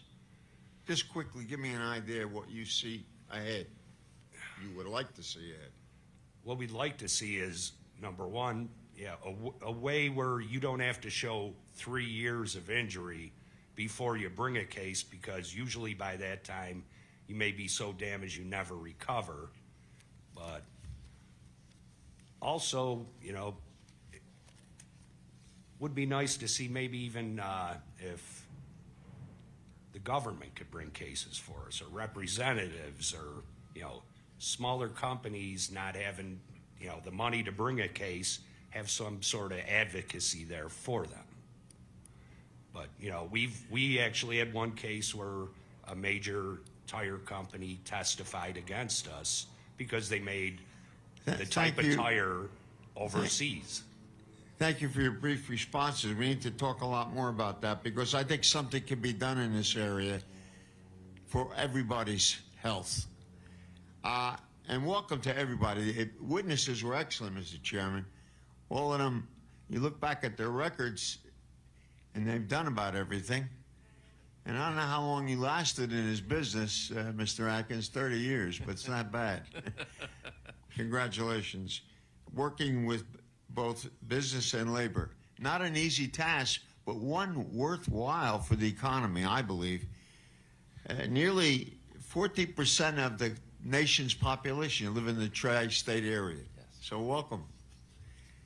Having a field hearing here at the busy port of New York and New Jersey is definitely welcome. We're just a golf shot from the Garden State. Right, happy to show the committee more real folks living in Paterson, New Jersey, my hometown. The operations at global container terminals underscore the vital role the federal government plays in a vibrant economy. The federal government worked with the Port Authority on a $1.8 billion dredging project there. This project ensured the terminals would welcome big ships with speed and efficiency. That was the promise. Strong federal partnership with the Army Corps dredged our region's harbor 50 feet. Correct me if I'm wrong. It helped us maintain our leading global shipping destination.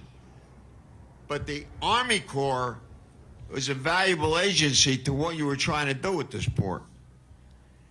But considering their budget plan, the other side, I respect deeply, but it doesn't make sense because we have to agree in order to do what we promised, which we did not do.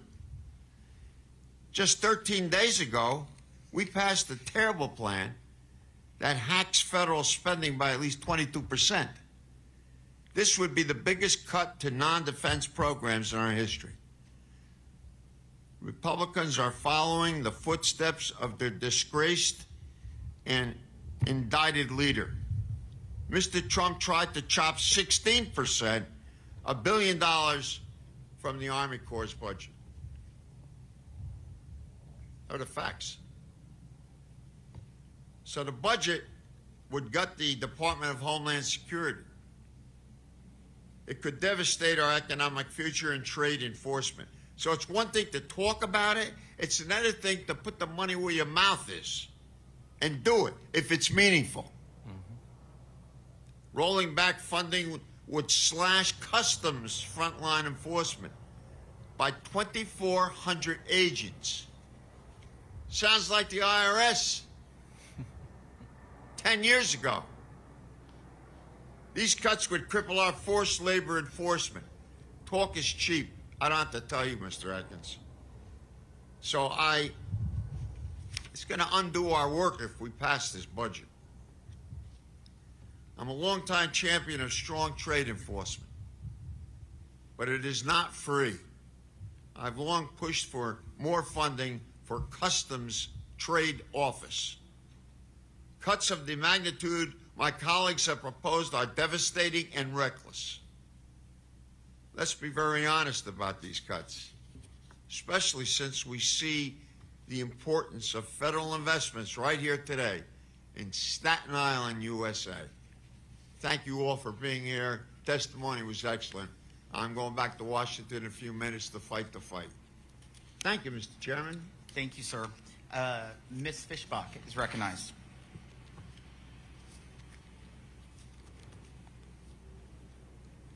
There we go. I had to figure out the technology. But first of all, I want to thank you all for being here because I think the field hearings are one of my favorite things because we get to hear from folks across the country. Georgia and Oklahoma and West Virginia, and so I appreciate it that we get out of D.C. for a variety of reasons, but one of them in particular is being able to talk to folks that what we do in DC actually affects. And Mr. Heminger, I just wanted to talk a little bit about, I'm from Minnesota, heavy ag district. I have about 100 miles of Canadian border on the northern part of my district. And, you know, I know that Mr. Smith had mentioned USMCA, very concerned about the, excuse me, the dairy enforcement. Now we've got the issue with the GMO corn from Canada, or from Mexico. So very concerned that we actually do the enforcement that we're supposed to on that. And then Mr. Stubbe had mentioned about the competition. I was wondering if you could talk maybe a little bit about the workforce issues. You mentioned it, I think, briefly in your opening statements. You mentioned the H-2A. I think you mentioned E-Verify. You know, in responding to one of the questions. Workforce is a huge issue, and particularly for the ag industry. And so I'm wondering if you could maybe, if you have any ideas, what can we do? Is there an answer through visas, you know, immigration policy? What can we do that would make sense to open up that workforce shortage? Thank you. An excellent question.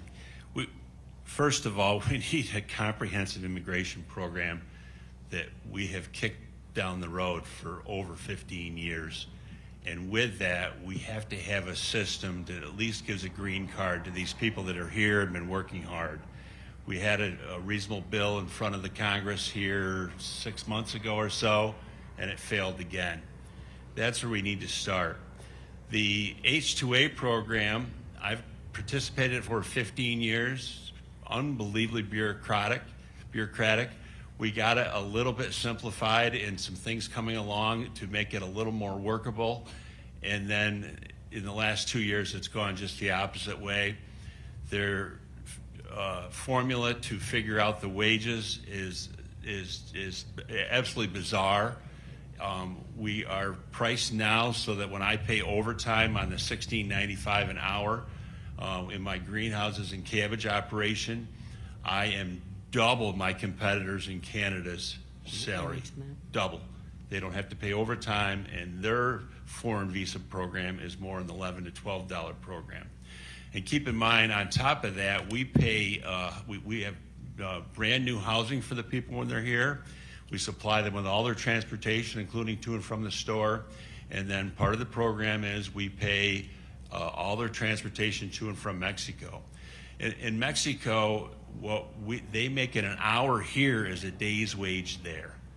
And these people are wonderful. I have a few guys, I was only getting a handful 15 years ago. I have a number of them that are still with me. I have more than half my crew that have been with me around 10 years. And they are family to us now. And they come and our farm runs well. We need to embrace that program. It needs to be allowed to be more than just seasonal. Right now it's seasonal only. The dairies need an opportunity to be a part of that program to bring people here for multiple years. The training and technology on our farms today takes people that need to be trained, and it can take 6 months to train them. We are literally crippling our industry and making our industry have to seek these undocumented workers. It's just so frustrating. And enforce the trade agreements, and it's you know, I have a very, very soft heart for the people that are being misused in other parts of the country. I'm glad that we heard that testimony today. And I believe with trade, we could help fix that as well. We need to support the American farmer, or we're only going to be growing corn and soybeans and wheat here. And nothing against my friend from Kansas. But if we want crops that take labor, we have to fix this. Otherwise, we're going to slowly just watch labor-dependent agriculture dwindle here in the United States. And it'd be foolish for us to continue to spend money on these enterprises if we're going to be exiting them. Well, and thank you very much, and I appreciate that. It was very well said, and we'll continue to pursue what we can to make sure we get that workforce shortage dealt with. And I just want to say, I apologize. I have to leave early. I've got to get back to D.C. for another committee hearing. But thank you again all for being here. And with that, I yield back 2 seconds. Thank you. Mr. Estes is recognized. Thank you, Mr. Chairman, and thank you to all our witnesses today for being here. I appreciate having field hearings outside of the D.C. Beltway to hear firsthand really how our policies that are made in Washington affect families and businesses. And I think today's really useful as we talk about trade here, particularly in a hub of global commerce. There's strong bipartisan support for some of the trade themes we talked about today, expanding markets for our manufacturers and producers, continuing the good work we started with USMCA, enforcing our existing agreements, and holding China accountable. I briefly want to touch on a nonpartisan common sense bill that I believe will help us in the competitive on a global stage and enhance our ability here at home to innovate and expand trade opportunities. The bill restores the immediate R&D expensing for American innovators and entrepreneurs, the American Innovation and R&D Competitiveness Act. I was joined with my Ways and Means colleague on the other side of the aisle, Congressman John Larson, and many others on this committee. According to the R&D Coalition, the U.S. share of global R&D investments in 2019 was 30%, which is down from 33% in 2009 and 40% in 1999.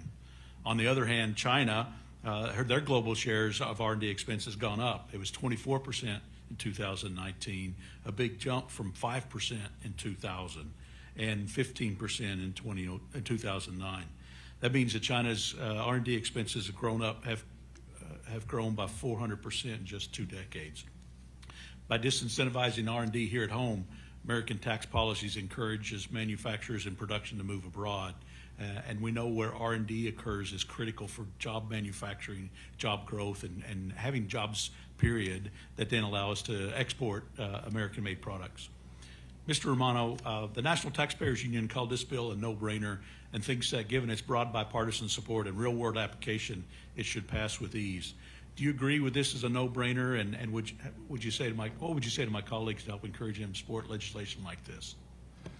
I would absolutely say that it agrees. That I would agree with that. From the standpoint of research and development, you think about what we do. We're a miner, and we upgrade the products that ultimately we sell as finished goods to, people like you. Our product is a quality of life product, and the only way we're going to stay ahead of the Chinese is through investment in technology. Technology for the products that we make, the way we make them, and obviously reinvesting in technology and supporting growth with our own employees so that they have the technology and the skills that are required to, as we upgrade our facilities, they've got the capability to run those facilities with new techniques. Yeah, well, thank you. And I talked a little bit about China and their R&D investments. We also know that China's been involved in predatory trade practices and participates in atrocious human rights abuses. At the same time, they've used their Belt and Road Initiative to deepen ties with other countries, while the United States has taken a back seat to some of these practices, including expanding trade. This is deeply disturbing and has a detrimental impact to U.S. workers and small businesses. From a human rights and economic standpoint, Mr. Turkle, what's your assessment of China's aggressive approach to trade, and what should the U.S. be doing to counter the Chinese Communist Party and these practices? Thank you very much for the question. The BRI that you mentioned also has something to do with the ongoing genocide and enslavement of the Uyghur people. When you look at at least in the last 10 years of China's economic growth, it has been slowed because they claim that they got millions of people out of poverty, but at the same time, it created a vacuum, a labor shortage, which still is the case. And they try to resolve that issue by using the Uyghurs as a modern-day slave. That's one. And the other is a political reason, as I alluded earlier. It's about total control. So one of the things that we have to do in order to address this is to look at the ways in which that we can not only fully enforce the existing laws, but also looking at new laws. One of the new laws that I think that would be very helpful is the modeling the FCPA, Foreign Corrupt Practices Act, to make human rights abuses, enslavement of Uyghurs, atrocity crimes, a law enforcement matter, attaching it to the existing law that we're discussing today. The other thing is that we need to implement Uyghur Human Rights Policy Act that specifically mandates the administration to continue to sanction China's entities. And the UFLPA also requires entity list designation. Since last June, there are only 20 companies that have been designated. We need to expand that. There are 55,000 entities doing business in the Uyghur region. We don't have to designate all of them entity list, but the vast majority of them, including this one here that I'm showing, this amazing report produced by my colleagues at the Uyghur Human Rights Project, reporting the dates, red dates, coming to the United States that are produced, exported by Xinjiang Production Construction Corp., which recognized by the United States government as a paramilitary and also sanctioned under the Global Magnitsky Act. I'd like to ask Chairman for your permission to include this in the record. Without objection. Yeah. Well, thank you. And there's so many issues to talk about. I'd love to talk about some agriculture issues from Kansas with New York, but unfortunately I'm out of time, Mr. Chairman. I yield back. Thank you. I'd like to recognize the gentle lady from West Virginia, Ms. Miller. Thank you, Mr. Chairman and Ranking Member Neal. And I want to thank all of you who are here today. What a gorgeous day. I, along with my chairman, probably wish that I was wearing the Panama hat that I received in Ecuador when we were down on a trade trip with many of our neighbors and allies talking trade. I want to thank each one of you personally, Mr. Atkins, Mr. Heminger. I'm a fellow Farm Bureau member, Mr. Turkle, all of you, Mr. Romano, Mr. O'Shea, which we would say O'Shea in West Virginia, so I'm sure you get that a lot. I am from a beautiful state full of incredible natural resources, and in particular water, and these rivers that all flow down to the Ohio River. And Huntington, where I live, is either the first or second largest inland waterway port. It depends on what Cincinnati has to say about that. But we move different things than you move right here in these ports. Mr. Romano, I understand that your company is considering building a rare earth plant in Mississippi, and my home state of West Virginia, of course, has received similar interest in developing these capabilities and bringing an essential part of the supply chain to the United States. I'm greatly concerned about China's dominance. We keep hearing this through this entire discussion today, and their dominance in the critical mineral market, because the United States absolutely has the capabilities to promote our own domestic industry, and for too long the federal government has gotten in the way.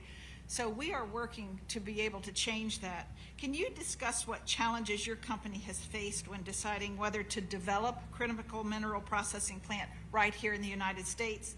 And do you have any suggestions for Congress to ensure that the U.S. processing plant can be competitive in the current market? Thank you for your question. So as I mentioned in my testimony, or maybe I didn't in a question, so monazite is a product that we mine at the same time that we mine titanium in South Africa and Australia. So historically what we've done with that, it was a waste stream and that was being processed and sold to China. So over the course of the last several years, we've turned that into a revenue stream. But now we're looking at how we can step down the value chain and actually build a facility in Hamilton and upgrade that product similar to the way we upgrade titanium dioxide. So, you know, there is a lot of money when you think involved in that. It's a capital expense. So I use a different raw material, cobalt.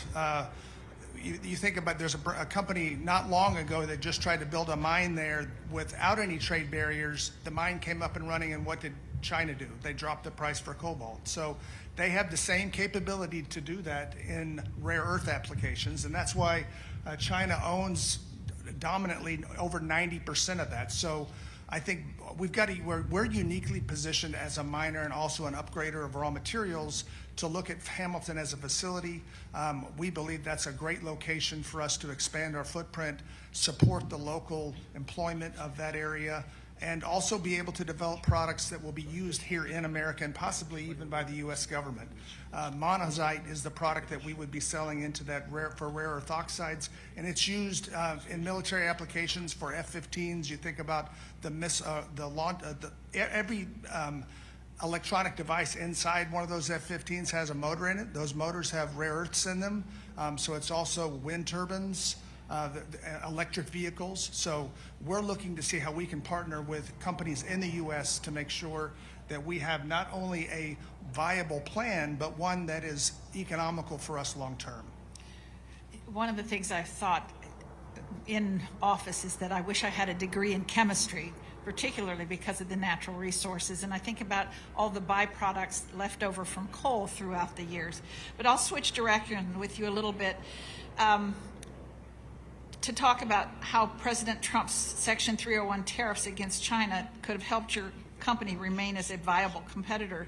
I believe it's essential that we deliberate with our tariffs in a strategic as well as providing potential relief for non-strategic goods that are important to U.S. businesses. Can you talk about conditions for U.S. titanium dioxide producers before tariffs were imposed?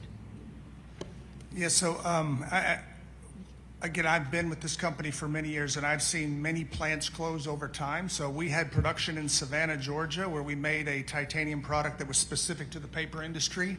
And I can remember having meetings with customers at that time telling them that we didn't choose to be competitive because the Chinese were bringing that material in at half our costs.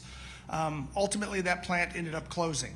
So when we think about, okay, now fast forward to 2017 when the tariffs were put in place, there has been no plant closures. Capacity is idled a bit, slowed down a bit just due to supply and demand, but capacity as nameplate has not changed. You think about the imports of TiO2 into the U.S. versus, or out of the consumption of TiO2 in the U.S. versus production. We consume as a country about 1 million tons a year of titanium dioxide, and we have a capacity utilization of 1.5 million. So there's really no need to have that much material coming in, and those tariffs have been extremely helpful for us. That's great. Mr. Atkins, thank you for hosting us here today. I've traveled extensively since becoming a member of Congress, and I was thrilled to go to the port of Singapore last year. As the operator of the second largest port in America, I would be very interested in hearing how you think U.S. ports compare to others globally and what role Congress plays in maintaining your competitiveness. Yes, thank you for the question. The U.S. side, it's a good blend of the equipment that we utilize and how we work with the workforce. Over in Singapore and a lot of the other ports around the world, they tend to be transshipment hubs, highly mechanized, highly automated. Automation doesn't necessarily mean that it's going to be faster. It just means it's consistent. We have an operation over in Bayonne that does have a degree of remote operation. We kept people in particular jobs, in equipment that actually performs faster than some of these automated operations. So there needs to be continued investment across the board, as we talked about on dredging, on the equipment that we have. And, you know, I know there's a Buy America piece when it comes to these large gantry cranes that we talk about. There's just no manufacturers when it comes to any of these large cranes that you see. And these cranes on average are $15 to $18 million a piece. So it's heavy, heavy investment that's not responsible for any type of federal grants or subsidies. So those are the type things that we could look to stay competitive with other ports around the world. But it's a good blend of the investment that you have on your infrastructure and the labor that you have on your facility. And you answered my next question very well. Thank you so much, and I yield back. Thank you. Representative Kustoff. Thank you, Mr. Chairman. Nice hat. Thank you to the witnesses for appearing today. Thank you, Mr. Atkins, for hosting us. If I go to you, and you talked about this in your testimony and in response to the questions, but maybe if I can go a little bit deeper. The volume here today is less and maybe substantially less than it was a year ago. Is that a fair statement? And can you give, I think you gave these numbers, but can you give the numbers of today versus a year ago and maybe at the start of the pandemic? So our numbers today, year over year, going back exactly 12 months, were approximately 42% down now as from where we were last year. What? Give that number again, I'm sorry. 42%. If you took our numbers that we have today and go back to 2019, as you know, we classify as pre-pandemic, we're down about 15% year over year. And how would you characterize the supply chain issues today as compared to a year ago? I think I had, as I phrased it earlier, the time kind of dissipated the supply chain issues. Right. What we were experiencing last year was a large glut of cargo that all was getting pushed out at once, where everything, there was no place to put it. Now that trade has slowed down and, you know, the inventory levels that we saw during the pandemic have come down, that has greatly eased, if not eliminated, the supply chain issues that we saw a year ago. To be fair about it, it's more of a demand issue than it is a supply Correct. chain issue. Correct. You've been in this business 30 years. You've seen up and down cycles. How would you characterize this cycle where we are now, or are we in a cycle? This is a very cyclical business. When, you know, interest rates are up, consumer purchasing goes down. When in 2008 and 9, during the financial crisis, trade came pretty much to a grinding halt. So we appear to be in a self-correction period, I think you could call it, where we are, you know, the shippers and cargo owners that you see across the board are working down their inventory levels. Once they get to a certain point, you'll start to see a replenishment, and you should see volumes then coming back. Okay. Where we are today, not a true definition, but would you characterize this as is it softening? Are we in a recession now? Oh, math and economics was never my strong suit in college, but from where we sit, you still see, you know, buying going on. We do employ outside economists that help us try to read the tea leaves, and you still see purchasing going on. It's just working the inventory levels down. Yeah. So I wouldn't call it necessarily a recession. When you forecast out, say, 90 days, how does this seaport look then compared to now? From the larger shippers that we talk to and cargo owners, they are saying third quarter you should start to see a bounce back. But historically, you start in June, inventory or volumes start to pick up, getting ready for back to school goods, starting to replenish warehouses for Christmas shopping, so forth and so on. So combination of the usual annual cycle that you see on top of inventories starting to need to be replenished should be around third quarter. I think one example you gave was furniture and Yes. lack of demand, and I think you characterized it because of rising interest rates. So if you expand that out, if interest rates stay elevated compared to where they were, the demand for furniture may not be what it was a couple of years ago. Would that be a fair statement? That is a very fair statement. If I can, in just my remaining time, in your opening statement and in your written statement, you talked about the media reporting in 2002 on the supply chain, blaming it on carriers, and that was misplaced. Yes. What were the reasons? Well, the reasons were an oversupply of the material that was coming in, that there was no place left to go. I mean, an ocean carrier does not make money with their vessel while it's sitting anchored for 2 weeks waiting to get into harbor. So they have a vested interest to get in, get the ship discharged and out. But marine terminals, whether it's East Coast or West Coast, both coasts, there was just no room left on the marine terminals to discharge vessels. Thank you, Mr. X. Mr. Trickle, just briefly, since I'm out of time, we all know about, following up on the supply chain, what COVID demonstrated to all of us is we need certain manufacturing, like they have all manufacturing, but PPE and pharmaceuticals especially closer to home. And to your point, I think you outlined it really well about the forced labor. My question to you is, government can do what government can do. Doesn't private industry itself, though, have some responsibility as it relates to the forced labor? Absolutely.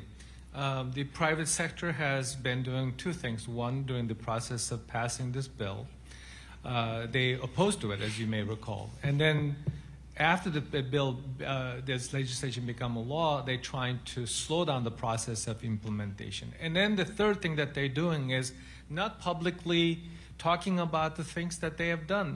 When you ask them, why can you just go out and tell them that you terminated your relationship with a questionable supplier, they said, oh, there will be retaliation. There is a company called O-Film that makes the iPhone screens. Apple let them go, but to this day, Apple never talks about publicly why they let this company go. So this is the private sector has a huge responsibility, and now they should have find out that this country that they have been telling American people is an ideal place for business, doing business, is becoming increasingly hostile. Thank you very much. Thank you very much. The chair recognizes Ms. Tenney of New York for 5 minutes. Thank you very much. Thank you for the chairman for bringing us here, and thank you, Ranking Member Neal, and also thank you to my colleague Nicole Maliotakis for hosting us here. Nicole was part of our special Farm Bureau event when we were in the New York State Legislature, Adopt a New York City Legislator, where we brought her to upstate New York to visit a farm, to see what it's like to grow up on the farm. And so that's why I'm just so excited and glad to be in Staten Island for my first time. Sad to say I haven't been here sooner. What a beautiful spot, and thank you to Mr. Atkins also. And I just want to say especially thank you to Mr. Heminger for your great testimony today. You're a very popular person on the panel today, and we appreciate your leadership in New York as a agricultural leader, as someone who started with just a small dairy farm and turned it into a large enterprise with real automation. We watched your cows. I got to visit the farm and watch them waiting in line to get into the self-milking machine. That was pretty incredible to see. And then to expand into the crops that you do. We're grateful that your family's still part of this business. I think that's so important to highlight your family is part of all of this, and they're still involved. You're devoted to New York State. You face the obstacles, and you're continuing to go forward. Not everyone in agriculture has been able to do that. But yet New York State is one of the most important agricultural leaders, and in fact, New York 24, which I represent, is the #1 agricultural district in the Northeast and the #1 dairy producer in the Northeast. People find that incredible to believe, but I know Ms. Maliotakis knows all about that because she's now been to upstate New York and toured around and just to see how beautiful it is and how wonderful our soil is, something you talked about, the importance of soil, water, the great resources we have, and yet we have a government that makes it difficult sometimes for us to operate. So at your business, though, I saw a lot of great workers who were grateful to you, grateful to your leadership. A lot of very happy cows seemed they enjoyed a good atmosphere, good weather conditions, good nutrition, and that's the secret to producing. I also wanted to just say your leadership in not just your family but everyone. And I wanted to just say you have this expression which I actually wrote. I took a picture of it when I was at your firm, and I could see it in your employees, your family, your happy cows, and Hemdale Farms has this thing called Cowtails. And the C stands for can-do attitude, the O for ownership, and everyone has an ownership in the business, including your great employees that are foreign workers in some cases. Winners having fun, and everybody was obviously having fun, especially the cows. Teamwork, accepting change, which you've been through in order to survive in New York. It's a tough place to be. Integrity, which is really important, and a lot of people don't understand how important our agricultural businesses are. Land and environmental stewardship, something that our farmers are doing every day in preserving our communities and our land, our great land. And you mentioned something about that and I want to ask you about the solar panels.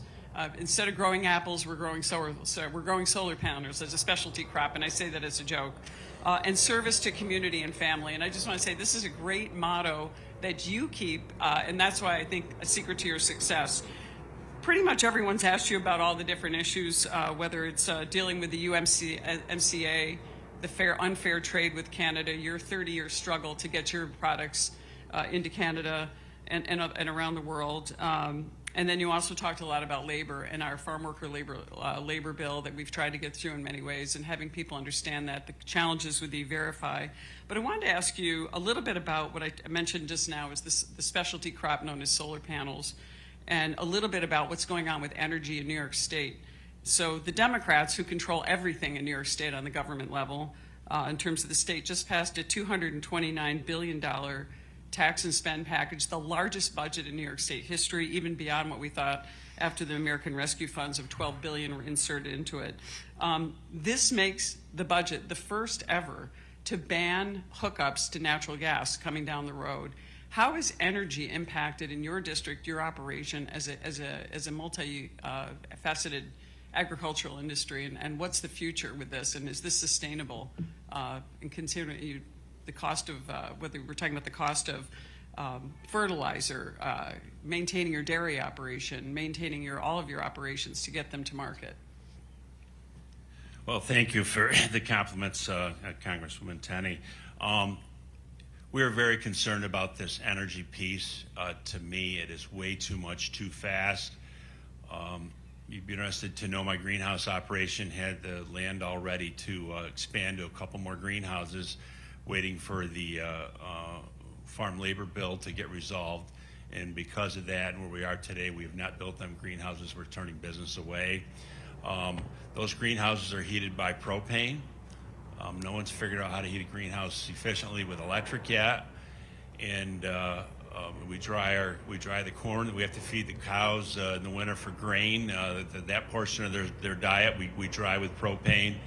And of course the robotic milkers run with electric, and then the tractors run with fuel, and trucks with diesel and whatnot.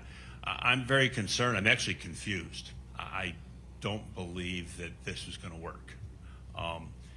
And I'll just say again, as I said earlier, we are looking more and more at just becoming a grain-only farm and having a fraction of the employees we have, and buying a big combine. Right now, the little bit of grain combine, I have a neighbor with a great combine who's a great operator run it, and just changing our focus and having a lot less employees and a lot less balls in the air, because we don't believe we're going to be able to survive. My friends in the fruit business, apple harvest in particular, is their #1 cost. Labor is over half their expense in an apple farm, and they're seriously going to bulldoze their trees out and put in solar panels. In Western New York near Batavia, there's a 400 or 500 acre area of beautiful vegetable ground, farmland that's being developed into solar right now. I'm all pro solar, but I believe my children or my grandchildren's generations will say, what were they thinking letting some of the best farmland in the world have all these solar panels on it? I'm all pro solar. Thank you, Mr. Hampshire. Thank you so much. I yield back. I'd like to recognize Mr. Moore of Utah for 5 minutes. Thank you. Great job hosting. Wonderful venue. Thanks for setting this all up for us today.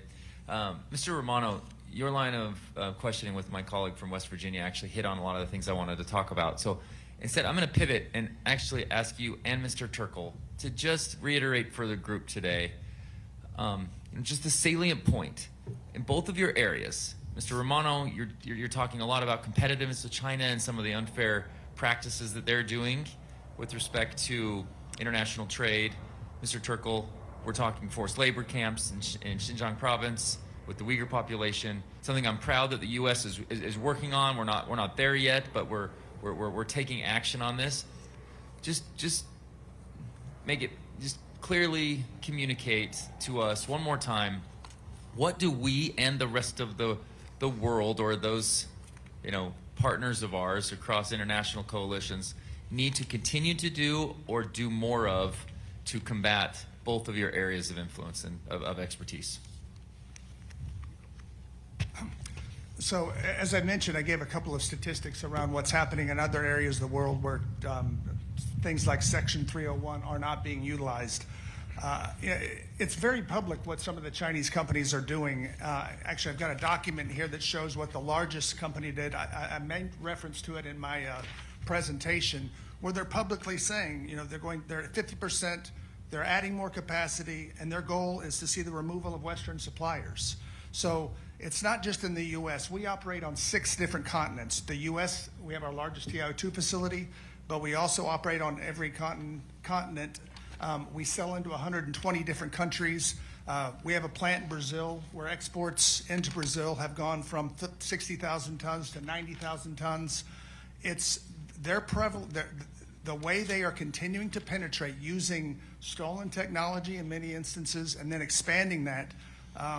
There's a book called The Tiger Trap, which is a great read, and it talks about how over time, decades, the Chinese accumulate technology and then eventually start to put that in place, and that's what you're seeing now.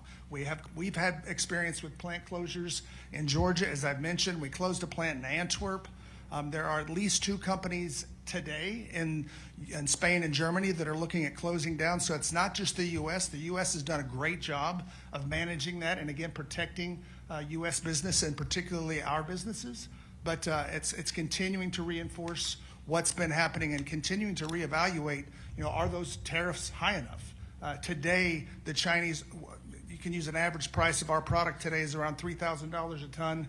In many instances, we're being undercut by more than $1,000 a ton, and we know these companies are not making money. Thank you. Mr. Turkle. Thank you. For starters, we have to acknowledge, recognize our own problem, which is our complicity in the ongoing atrocity crimes. American consumers need to know that more than 80 global brands that we consume on a daily basis, agricultural products, cleaning supplies, solar panels, EV batteries, literally everything is made with slave labor. I just mentioned 55,000 entities doing business in the Uyghur homeland, Uyghur region. That explains. And then 2, we need to close the loophole. The de minimis is one of the areas that we need to target. I commend the 24 members of Congress recently wrote asking SEC to demand the Shane Company to go through mandatory independent auditing. That is one way to look at it. And then also naming shaming. It's so important when you deal with the issues at this magnitude. We should not let any perpetrators, any bad actors to stay anonymous. We have about 50,000 companies that have been responsible for internal labor transfer. We should go after them if 55,000 is too much to deal with. And also, finally, we need to stop investing in our own self-destruction. The American people are still investing in Chinese high-tech. There are 64 companies that have been sanctioned because of the human rights abuses. Only 11 of them are not listed or identified as the companies that the American people should not make an investment. Thank you so much. Well, Mr. Heminger, a few seconds left. Just thank you for your work. With respect to USMCA, my northern part of Utah, where my district is, strong dairy producers. And so the work you're doing to create competitiveness and making sure we're all playing by the same rules is very important. So, and thank you for your comments as well on immigration and comprehensive immigration reform. We have to think about every step of this. And it's great to hear your perspective. So thank you, and I yield the time I don't have back. Thank you very much. The chair recognizes Ms. Steele from California for 5 minutes. Thank you so much. Thank you all the witnesses coming for this important hearing and raising awareness about the issues at our port. Even though Los Angeles and Long Beach airports are the biggest ports in the United States, companies are leaving Long Beach and LA. Ports in California had been in chaos and now have turned into ghost towns. West Coast ports have major backlog caused in part by ships idling off the coast of Southern California. It makes matters worse. California regulations like AB5 and new environmental regulations cause independent truckers to leave California and they cannot come back in. There has also been years for long headache around the longshoreman's contract, which is still being negotiated. It's almost a year now. In 2023, the output at Long Beach and LA ports are down 30%. You said here 42%, but 30% compared to the first quarter of last year. The FY23 NDAA included My Supply Chain Task Force Act to ensure the government works with our ports to improve effectiveness. So, Mr. Atkin, our ports need to allow automation. You were just talked about just a little bit about it, and modernization to compete with our major port. We need to ensure that our ports are always modernizing so that we can expand trade and move goods. Do you think we can enhance ports with new technologies and automation that will help protect our workers and allow us to compete with other ports around the world? Now, that's a fantastic question, and it's one that's equal on the East Coast and West Coast. I don't think we should confuse automation with modernization. Modernization of ports means bigger cranes to service the larger ships. When we talked about dredging in New York in 1997, the industry thought 5,600 TEUs, 20-foot equivalents, was going to be the biggest ship this harbor would ever see.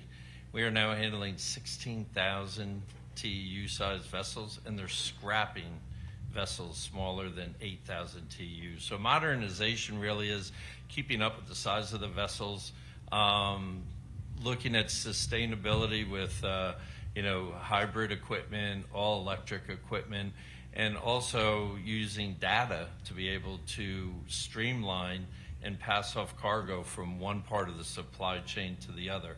So there needs to be a consistent investment in the harbors and the ports to be able to handle the larger ships. And larger ships are beneficial to the U.S. consumer because the economy of scales of a container load of shoes coming on a 16,000 TEU vessel means it's much cheaper transportation costs than on the smaller vessel.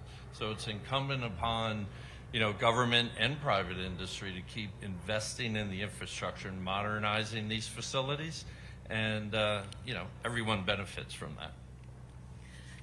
Thank you for that answer. I have a question to Mr. Romano. That I just read the Korean newspaper. I speak Korean as my first and Japanese my second, so I read all these newspapers. And CCP actually, Korea doesn't have that kind of like a battery building materials. So what happened was yesterday, they just announced that they're gonna invest over $1 trillion to Korea, and they're building these batteries, and then they want to sell it that it was made in Korea and coming into the United States. How are we going to stop this kind of loopholes? Yeah, look, that's a great question. Korea is a big market for us. It's probably the third largest market we sell into behind India. I made reference to that even in Africa with regards to the minerals that are being mined in that area by Chinese producers who historically don't own assets there. I was not aware of the article you just referenced in Korea. But it's one of the biggest struggles that we have. And I think the best thing we can do in the U.S. is support development of that technology in the U.S. and other countries like Korea should do the same. Korea is a huge trading partner with China. A lot of our business in Korea over the course of through the pandemic has been significantly impacted because China slowed down their production, therefore Korea slowed down theirs. So I think what we're talking about here in the U.S., trying to reinforce how we can make in the U.S. and sell in the U.S., other countries need to do the same thing. Thank you. I yield back. Thank you. Ms. Van Dyne. Thank you very much, Mr. Chairman. China has been aggressively signing trade and economic agreements across the Indo-Pacific, Latin America, and in Africa, as we all know. The result is that these countries in these regions are growing more dependent on Chinese technology companies and supply chains, opening the door for China's authoritarian digital practices to take root in putting U.S. technology companies at a significant competitive disadvantage. And this all serves China's broader strategic interests. Furthermore, China's lack of transparency and disregard for human rights has led to a growing concern among many nations.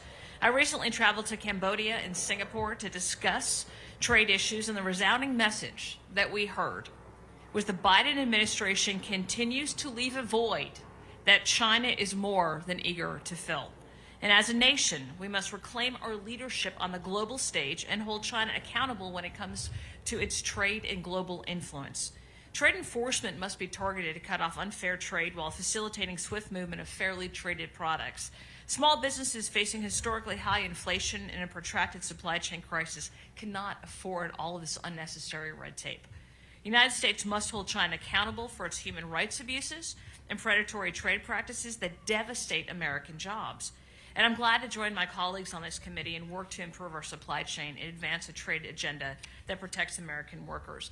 Mr. Turkle, you had mentioned in one of your answers just recently, you were talking about how the U.S. needs to stop fighting against itself. Can you expand on that? You mean can you repeat that question again? You had mentioned earlier in one of your last answers that the U.S. needs to stop fighting itself. Yeah, I mentioned that for two reasons. One, the American consumers continue to purchase those tainted products that have been shipped out of China to the global supply chain. And then two, American investors, pension funds, are fueling this genocide and contributing to the Chinese political economy. And finally, the Chinese tech, it's going both ways actually, has been so effective, and the Chinese developed, tested, utilized, and now exporting all around the world. And some of our Silicon Valley companies that are silent on this issue has been helping the Chinese high tech. That's what I meant when I said we need to stop. I'd also argue that the U.S. government is doing the same thing. Last year, I had introduced an amendment when I was on the Transportation Committee, and the amendment would prevent the U.S. from importing materials that were mined with forced labor or child labor. I couldn't get a single Democrat to support that amendment. Do you believe that that's happening today? Are we importing minerals that have been mined by child or forced labor? It's highly likely. I'm not a solar panel expert, but I've consulted with people who knows the industry. For example, the type of dirty work using coal to make solar panel, specifically Uyghur youth being subject to, is something that the Chinese population, the majority Han population, will not be involved in and engaging in. So based on that, and also the internal migration that has been in practice for years, even while I was living in China in the 1990s, points to the direction that the Uyghur youth have also been subject to forced labor practices. Thank you very much for that answer. Mr. Romano, your company is using its supply chain and it's trying to create a rare earth mineral plant in Mississippi. Recently, the Biden administration signed critical mineral agreements with Japan and are currently negotiating with the EU. These agreements lack safeguards of where they source their critical minerals and make us, again, more reliant on China. Can you tell me a little bit about what Tronox is doing to build up the rare earth domestic industry, and what policies can the U.S. purpose to ensure that critical minerals are produced here at home? Yeah, thank you for the question. So as I mentioned earlier, we have for many years been mining rare earth materials in the form of monazite and been processing that up until recently and been selling it to China. So that's where the market is. We talk about how does China get to the point where it is today. It's because they control the market. They have more than 90% of the production capacity. So what we're looking at doing now is building a facility in Hamilton, Mississippi, where we would take the products that we would have historically shipped to China and bring them into the U.S. and upgrade those into products that can be used in the magnets that I referred to earlier. I think there's got to be some sort of, 301 is another good example of how we've managed our core business, which is TiO2, but making sure that China can't do what they have historically done, and that is drop the price very quickly where it makes it uneconomical for people like us to look at investigating, expanding what would be a natural transition from us from mining those products and selling them to mining them and upgrading them and selling them into the U.S. We're looking at getting some funding from the U.S., so we're making good progress in that area. But I think USTR 301 trade tariffs have had a huge impact on our business. Those kinds of things will help us make sure China doesn't do that to us in this particular space around minerals, around rare earths. Excellent. Thank you. I yield back. Thank you. Mr. Feenstra is recognized. Thank you, Chairman Smith, and thank you, Congresswoman Meliotakis, for allowing us to be in your district. It's pretty awesome. Iowa is one of the largest agricultural producers in the world, and my district is at the heart of that. We rank #1 in virtually all egg categories, including pork, eggs, grain, soy, livestock, and so forth. Actually, 1 out of every 5 jobs in Iowa depends on trade and foreign markets. Here's the problem. More than 2/3 of all ag exports are traded with 6 partners: China, Mexico, Canada, Japan, EU, and South Korea. They all have the same thing in common. They allow, for the most part, free trade agreements. And China obviously makes up dangerously the largest proportion of all these countries combined. It's clear that we need to establish more free trade agreements. Opening new export markets will help American businesses and farmers at the same time to reduce the intense dependency on China. So, Mr. Heminger, my question is this. Having more customers buying your products with new export markets is essential. How important is the diversification of export markets to your business? Well, it's very important, and like I said, we wish we could send back to Canada the things that we are producing, because they're a big competitor of mine with the greenhouse business and the vegetable business. So the diversified opportunities is very important. We have consciously made a decision not to be just a grain farmer. That's just how we're put together. We always grew a bunch of vegetables for Bird's Eye, and now we've transitioned to what we're doing now. So to answer your question, I believe that we as a country, and also to keep ourselves diversified crops in many, many different markets is critical. Yeah, and I wholly agree with you. I mean, you think about what's happening right now when we have such a narrow market group of 6, a few more here and there. It's really worrisome, especially in our commodity markets right now, of how that changes price when you have one company saying, hey, I'm going to buy X and not buy. You talked about Canada. I even think about China, phase 1, phase 2 trade deals and stuff like that. Phase 1 went through, phase 2 very little. Can you just talk a little bit more about that, of when you see trade markets failing or that just never happens, for instance, like China, how does that affect your business? Well, it's real simple. It's real simple. Without markets, we don't survive. Yes. Okay? And that's what happened with Bird's Eye. I started to see my neighbors and competitors and actually some cousins leave the business. And thought, well, I'll be one of the survivors. Well, in the end, it didn't matter. They sold every plant, and they're buying stuff overseas. 100%. But back to your comments about China, I just read this week, 1 in 6 bushel of soybeans produced in the world is used by China. You talk about a centralized market, and soybeans have become critical to the future, to American ag. Certainly, you know more about this than I could ever imagine. Well, no, and you hit it on the head. 71% of our soybeans go to China, right? That's a killer. So if they don't buy it, obviously we're going to get crushed. And I thank you for your comments on that. I mean, this is so critical to the American farmer. I just don't hear it from the administration how important agriculture is and how important our exports are. And we have Kathleen Tai that's just sitting on her hands, not doing anything for the ag community. One other barrier to new export markets is the lack of cold chain storage in many of our developing markets. The lack of cold chain is one of the major barriers in expanding and diversifying markets in new countries. Each year we lose billions and billions of perishable food products due to poor cold chain system conditions. Mr. Heminger, could you talk about this? Obviously, you have dairy. I have a lot of dairy in my district. I also have a lot of livestock that's perishable, needs to be refrigerated. How does this affect you also when the cold chain storage is very weak in a lot of developing countries, and how we can expand on that?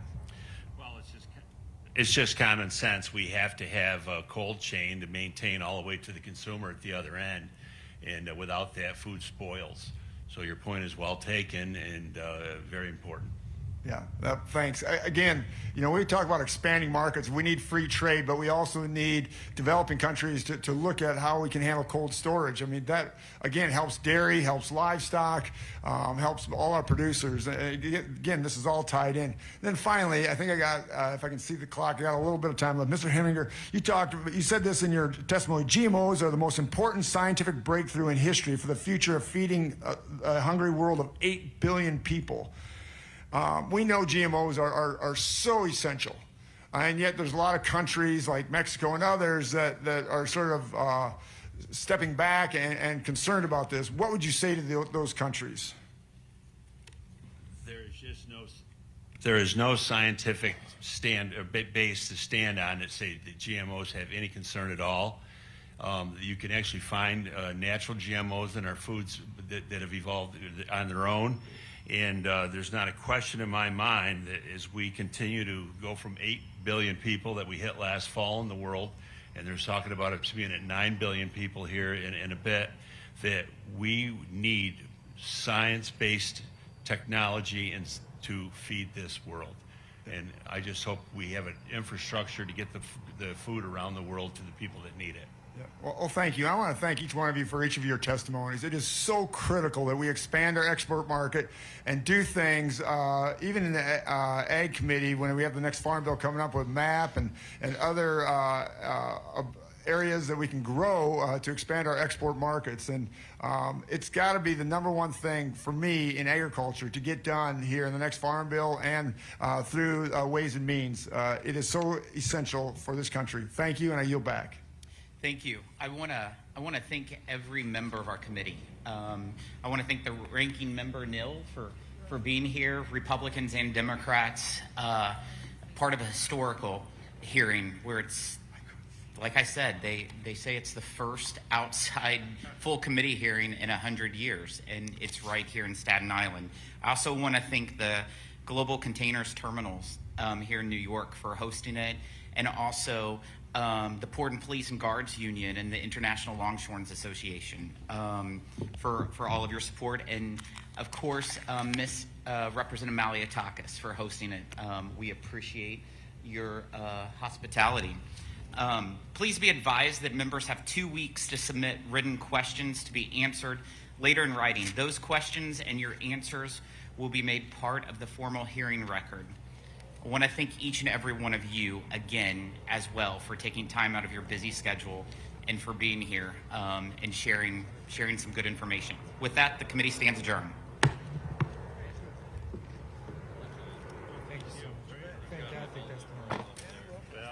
A Russian man claiming to hold top-level secrets about Russian advanced bombers has just turned up at the U.S. southern border, seeking asylum.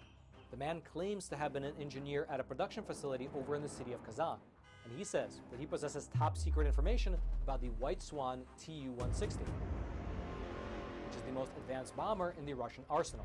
U.S. border officials, they interviewed the man, and they determined that his story was in fact credible and eventually passed him off to the FBI, who are still in the process of interrogating him right now. However, analysts have pointed out that the fact that the story was even leaked to the public is an indication that perhaps the American government is encouraging other Russians who also hold top-level secrets to also escape to America. And if you thought that was interesting, well then you should click on that button below this video and check out Epic TV, one of the best no-censorship video platforms on the internet.